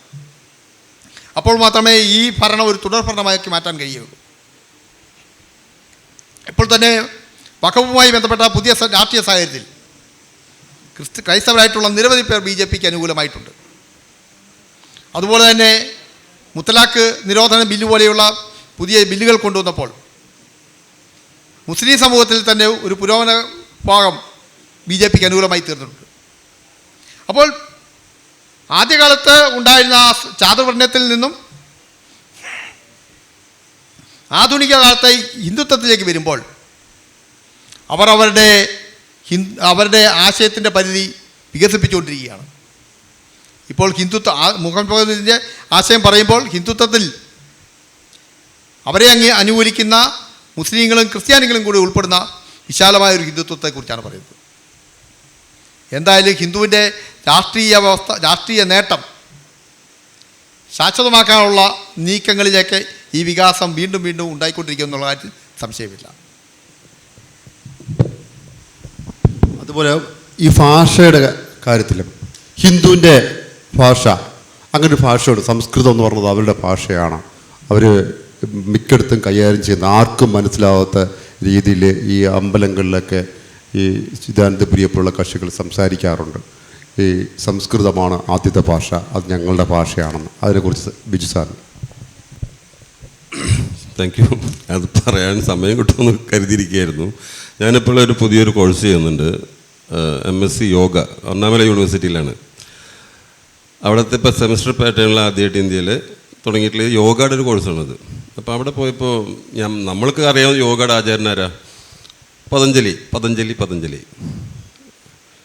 പക്ഷേ അവിടുത്തെ പ്രധാനപ്പെട്ട ഈ യോഗ ആചാര്യൻ അവരുടെ ട്രഡീഷണൽ, തമിഴ്നാട് ട്രഡീഷൻ അനുസരിച്ചിട്ട് തിരുമൂലർ എന്നൊരാളാണ്. 18 സിദ്ധന്മാരുണ്ട് അവിടെ. ഈ 18 സിദ്ധന്മാരിൽ ഒരാൾ മാത്രമാണ് പതഞ്ജലി. ഈ തിരുമൂലരുടെ ഈ അറിവുകളെയും അല്ല അന്നത്തെ സിദ്ധന്മാരുടെ കഴിവുകളൊക്കെ എടുത്തിട്ട് ഈ നോളജിനെ സംസ്കൃതത്തിൽ എഴുതി പ്രചരിപ്പിച്ചത് കൊണ്ടാണ് ഇദ്ദേഹം പ്രസിദ്ധനായത്. അപ്പോൾ അതൊരു ബ്രാഹ്മണനായിരിക്കണം. പിന്നെ തമാശ അതല്ല, തിരുമൂലരെ കുറിച്ച് ചോദിച്ചപ്പോൾ ടെക്സ്റ്റ് വേണം നമുക്കപ്പോൾ. ടെക്സ്റ്റ് ഞാൻ അന്വേഷിച്ചപ്പോൾ അദ്ദേഹത്തിന് തിരുമൂലരുടെ തിരുമന്ദിരം എന്നൊരു ടെക്സ്റ്റ് ഉണ്ട്. ഈ ടെക്സ്റ്റിൻ്റെ ഇംഗ്ലീഷ് വേർഷൻ കിട്ടാനുണ്ട്. ഇംഗ്ലീഷ് വേർഷൻ അതൊരു പ്രൊഫസർ സഹായത്തിൽ ഞാൻ പോയി സംഘടിപ്പിച്ചു. അതിൽ തിരുമൂലരെ കുറിച്ച് പറയണത് എന്തറിയോ? ഞാൻ കണ്ടിട്ടില്ല. അത് വിഷയം എന്താ വെച്ചാൽ, എങ്ങനെയാണോ ഈ നാട്ടിലുണ്ടായിരുന്ന അറിവുകളെ, കണ്ടെത്തലുകളെ, ശാസ്ത്രത്തെ എന്ത് തന്നെയായാലും ബ്രാഹ്മണീകരിക്കുന്നത്, ബ്രാഹ്മണ സാഹിത്യത്തിൽ ഉൾപ്പെടുത്തി എല്ലാത്തിൻ്റെയും തലതൊട്ടുമ്പോൾ അവരാണെന്ന് വരുത്തുന്നതിൻ്റെ കഥ ഇതിൽ നിന്ന് പറയുന്നുണ്ട്. അതെന്താ വെച്ചാൽ, ഒരു സിദ്ധൻ ഹിമാലയത്തിൽ നിന്ന് ഇങ്ങനെ ആകാശമാർഗം വരികയായിരുന്നു. അത് ദക്ഷിണദേശത്തുള്ള ഈ പറഞ്ഞ പോലെ ഒരു സുഹൃത്തിനെ കാണാൻ വേണ്ടി ആൾ വരികയായിരുന്നു അത്രേ. അപ്പോൾ ഈ ചിദംബരം ക്ഷേത്രത്തിനടുത്തുള്ള ഏരിയ, ചിദംബരം ക്ഷേത്രം നിൽക്കുന്ന സ്ഥലത്താണ് അണ്ണാമല യൂണിവേഴ്സിറ്റി. ചിദംബരത്തെത്തിയപ്പോൾ അവിടെ കുറേ നെൽവയലുകളൊക്കെ ഉണ്ട്. അപ്പോൾ കുറേ പശുക്കൾ ഇങ്ങനെ വിഷമിച്ച് നിൽക്കുന്ന ഈ സിദ്ധൻ കാണുകയാണ് മുകളിൽ കൂടെ വരുന്ന ഒരാൾ. അപ്പോൾ അദ്ദേഹം നോക്കിയപ്പോൾ താഴെ ഇറങ്ങി വന്നപ്പോൾ ഈ പശുക്കൾ മേയ്ക്കുന്ന ആൾ, അതിൻ്റെ ഉടമസ്ഥൻ അല്ലെങ്കിൽ ഗോപാലൻ എന്ന് പറഞ്ഞ ആൾ, അദ്ദേഹം മരിച്ചു കിടക്കാത്രേ. അപ്പോൾ പശുക്കളൊക്കെ വിഷമിച്ച് നിൽക്കുക. അപ്പോൾ ഈ വന്ന സിദ്ധന് വളരെ വിഷമമായി. അദ്ദേഹം വേഗം ഈ മരിച്ച ആളുടെ ഉള്ളിലേക്ക് പോയിട്ട് വീണ്ടും ഉയർത്തെഴുന്നു. ഇദ്ദേഹത്തിൻ്റെ ജീവൻ നേരെ പോയിട്ട് ഈ തിരുമൂലർ എണീറ്റിരുന്നു. അതിനുശേഷം അദ്ദേഹം പറഞ്ഞു പഠിപ്പിച്ചതാണ് ഈ പറഞ്ഞ യോഗശാസ്ത്രം മുഴുവൻ തിരുമന്ദിരത്തിലെ. അപ്പം എന്തായി പൊതുവെ? തിരുമൂലരുടെ അറിവല്ലത്, ഉത്തരേന്ത്യയിൽ നിന്ന് വന്ന ഏതൊരു സിദ്ധൻ അതിൻ്റെ ഉള്ളിൽ കയറി പറഞ്ഞു കൊടുത്ത തിരുമൂലർ ഈസ് സീറോ. ഈ കഥകൾ എങ്ങനെയാണ് മാറുന്നത്? എൻ്റെ ഒരു ക്ലാസ്മേറ്റ്, അല്ല ജൂനിയർ ആയിരുന്നു, സുനിൽ എന്ന് പറയും, ആര്യമ്പാടത്താണ്, അടുത്ത് മരിച്ചുപോയി ക്യാൻസറായിട്ട്. അദ്ദേഹത്തിൻ്റെ അച്ഛനും അപ്പൂപ്പനൊക്കെ പൂജ ചെയ്തിരുന്നൊരു അമ്പലമുണ്ട് അവിടെ ആര്യമ്പാടത്തിന് തൊട്ട് മുൻപായിട്ട്. അവരൊക്കെ അവിടെ നിന്ന് മാറ്റി. അദ്ദേഹം ഇപ്പം എന്താ വെച്ചാൽ ആ പൂജാതികളൊക്കെ എടുത്ത് വീട്ടിലുകൊണ്ട് ചെറിയൊരു പൂജ സംഭവം ഉണ്ടാക്കി. ഇപ്പോൾ അത് നമ്പൂതിരിമാർ പൂജിക്കുന്ന ഒരു ദേവസ്വത്തിൻ്റെ അല്ലെങ്കിൽ ഒരു അമ്പലമായി മാറിയിരിക്കുക. ഈ പറഞ്ഞു വരുന്ന സംസ്കൃതത്തിൻ്റെ പ്രായം ചോദിച്ചല്ലോ ഈ പറഞ്ഞപ്പോൾ, ഈ ചിദംബരം ക്ഷേത്രത്തിൻ്റെ അതൊന്ന് എങ്ങനെയാണ് ഇവർ ഐഡനൈസ് ചെയ്യുന്നത് ഈ നോളജിനെ എന്നുള്ളതാണ്. ചിദംബരം ക്ഷേത്രത്തിൻ്റെ ചരിത്രത്തെക്കുറിച്ച് അവിടെ കല്ലിലെഴുതിയിട്ടുള്ള തമിഴ് രേഖകളുണ്ട്. പല മുസ്ലിമുകളും കുറേ ഭൂമി ഈ അമ്പലം പണിയാൻ വിട്ടുകൊടുത്തിട്ടുണ്ട്. അതുപോലെ പല കാര്യങ്ങൾ ബ്രാഹ്മണർക്ക് വേണ്ടി ദാനം ചെയ്തിട്ടുണ്ട്. ഇതെല്ലാം എഴുതി വെച്ചിരിക്കുന്നത് ഇത്രയും പ്രാചീനം എല്ലാ മതങ്ങളുടെയും അല്ല ഭാഷകളുടെയും അമ്മയെന്ന് പറയുന്ന സംസ്കൃതത്തിലല്ല, തമിഴ് ലിപിയിലാണ്. ഈ സംസ്കൃതത്തിന് ഈ ആൽഫബറ്റ് ഉണ്ടായിട്ട് വളരെ കുറച്ച് കാലഘട്ടമായിട്ടുള്ളൂ. ഈ പറഞ്ഞ പോലെ ഈ അക്ബറിൻ്റെയും മുഗൾ കാലഘട്ടത്തിൻ്റെയൊക്കെ ഏകദേശം അത്രയ്ക്ക് പ്രായം തന്നെ ഉണ്ടാകാൻ സാധ്യതയുള്ളൂ. അന്ന് സംസ്കൃതത്തിലുണ്ടായിരുന്ന സംസ്കൃതം ലിപിയിൽ എഴുതുള്ളൂ. സംസ്കൃതം ഭാഷയാണ്, പക്ഷേ ലിപി തമിഴിലാണ് എഴുതി വെച്ചിരിക്കുന്നത്. അപ്പോൾ ഇതുപോലെ ഇപ്പോൾ തള്ള് ഇത് ഇങ്ങനത്തെ വലിയ, നമ്മൾ സാധാരണ പറയും തള്ളുവീരൻ, തള്ളി മറക്കില്ല എന്നൊക്കെ പറയുന്ന പോലെ ഈ വലിയ തള്ളുകൾ ആണ് നമ്മുടെ പുരാണങ്ങളും മറ്റു കാര്യങ്ങളെല്ലാം. That's all. അതുപോലെ തന്നെ നമുക്ക് ഈ സമയം തീരാറായി. ഈ ഹിന്ദുമതത്തിൽ നമുക്കിപ്പോൾ ഹിന്ദുത്വ രാഷ്ട്രീയം തന്നെ വീണ്ടും ചോദിക്കുകയാണ്. ഈ സെൻസസ് നടക്കുകയാണെങ്കിൽ, നമ്മൾ ജാതി സെൻസസ് എന്ന് ഒരു വാദം വന്നിട്ടുണ്ടല്ലോ, ഈ സെൻസസ് നടക്കുകയാണെങ്കിൽ ഈ ഇപ്പം ബീഹാറിലൊക്കെ സെൻസസ് നടത്തിയപ്പോൾ കുറേ കാര്യങ്ങൾ മനസ്സിലായി. ഇന്ത്യയിലെ ഈ പറഞ്ഞ പോലെ ഹിന്ദു മതം എന്ന് പറയുന്നതിലെ ഭൂരിഭാഗവും, അതായത് ബ്രാഹ്മണർ ഒഴിച്ചു വരുന്ന, അതായത് 80% പിന്നോക്കാരാണെന്നുള്ള ഒരു അഭിപ്രായങ്ങളുണ്ട്. അപ്പോൾ ജാതി സെൻസസ് കൃത്യമായി നടക്കുകയാണെങ്കിൽ ഈ ഹിന്ദുത്വ രാഷ്ട്രീയത്തിന്, അതായത് ബ്രാഹ്മണിക്കൽ രാഷ്ട്രീയത്തിന് ഒരു അടി ഉണ്ടാവില്ലേ എന്നാണ് ഒരു സാമൂഹ്യ ശാസ്ത്ര അധ്യാപിക എന്ന നിലയിൽ അതിലെങ്ങനെ ഈ വിഷയത്തെ കാണുന്നു എന്നാണ്. എല്ലാവരും മതം എന്ന് പറഞ്ഞാൽ എന്തുകൊണ്ടാണ് ഈ ജാതി എന്ന് അഡ്രസ്സ് ചെയ്യാൻ എല്ലാവരും ഭയക്കുന്നതെന്ന് എനിക്കറിയില്ല. നമ്മൾ കാണുന്ന വാർത്തകളിലെല്ലാം ജാതികൾ തന്നെയാണ് കാണുന്നത്, ജാതികൾ തമ്മിലുള്ള പ്രശ്നങ്ങളാണ്. സാറും പറഞ്ഞു നേരത്തെ ഉണ്ടായിരുന്നത് പല മതങ്ങളാണെന്ന്. മതങ്ങളിൽ ശ്രേണീകരണമില്ല, മതമല്ല ഉണ്ടായിരുന്നത്, ഇവിടെ ജാതി തന്നെയാണ് ഉണ്ടായിരുന്നത്. അത് ബ്രാഹ്മണരുടെ ജാതി, ബ്രാഹ്മണരുടെ ആധിപത്യം തന്നെയാണ് ഉണ്ടായിരുന്നത്. നേരത്തെ പറഞ്ഞ കഥകളിലൂടെ, പാട്ടുകളിലൂടെ അവരുണ്ടാക്കിയ മിത്തുകളാണ്.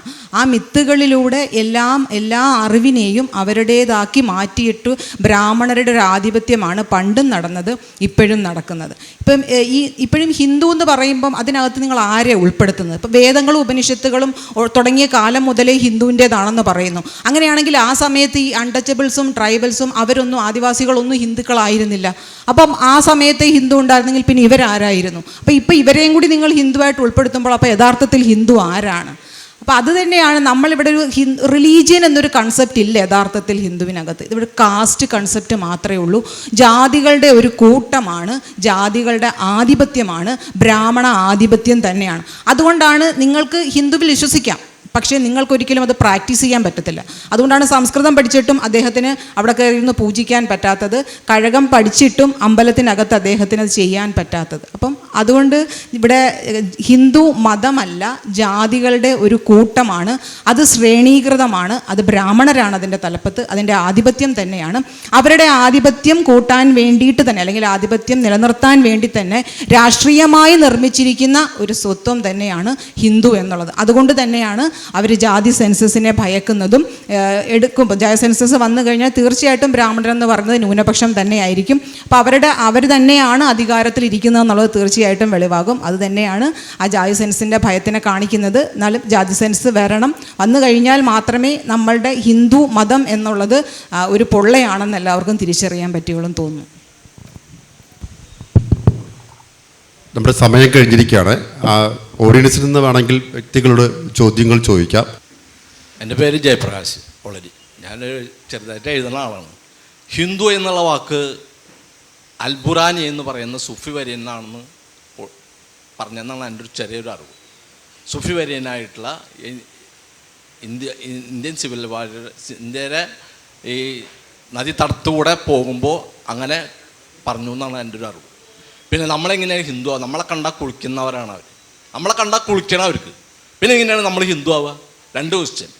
പിന്നെ ശ്രീനാരായണ ഗുരു നമ്മുടെ ആലുവ കടപ്പുറത്ത് മറ്റേ ഇതിൽ ഈ സർവമത സമ്മേളനം നടത്തിയപ്പോൾ അതിൽ ഒരു ബ്രാഹ്മണനും ഹിന്ദു എന്ന് പറയുന്നവരും പങ്കെടുത്തിട്ടില്ല.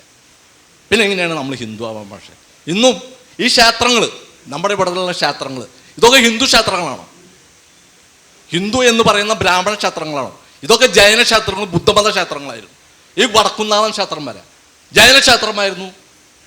നമ്മുടെ ഇരിഞ്ഞാലക്കുട, ശബരിമല, അവിടെ തൂക്കിയിട്ടിരിക്കുന്ന ആ തുവാല പോലും ബുദ്ധമത ഭിക്ഷുക്കളെ കെട്ടിത്തൂക്കിയിട്ടുള്ള സിംബോളിക്കാണത്. ഈ പൂരങ്ങളിലൊക്കെ നമ്മൾ കാണില്ലേ, കുർത്തോലയുടെ ഇടയിൽ നാറ്റിയിട്ടുള്ളത്, ഹാങ് ചെയ്തിട്ടുള്ളത്, അത് ബുദ്ധമത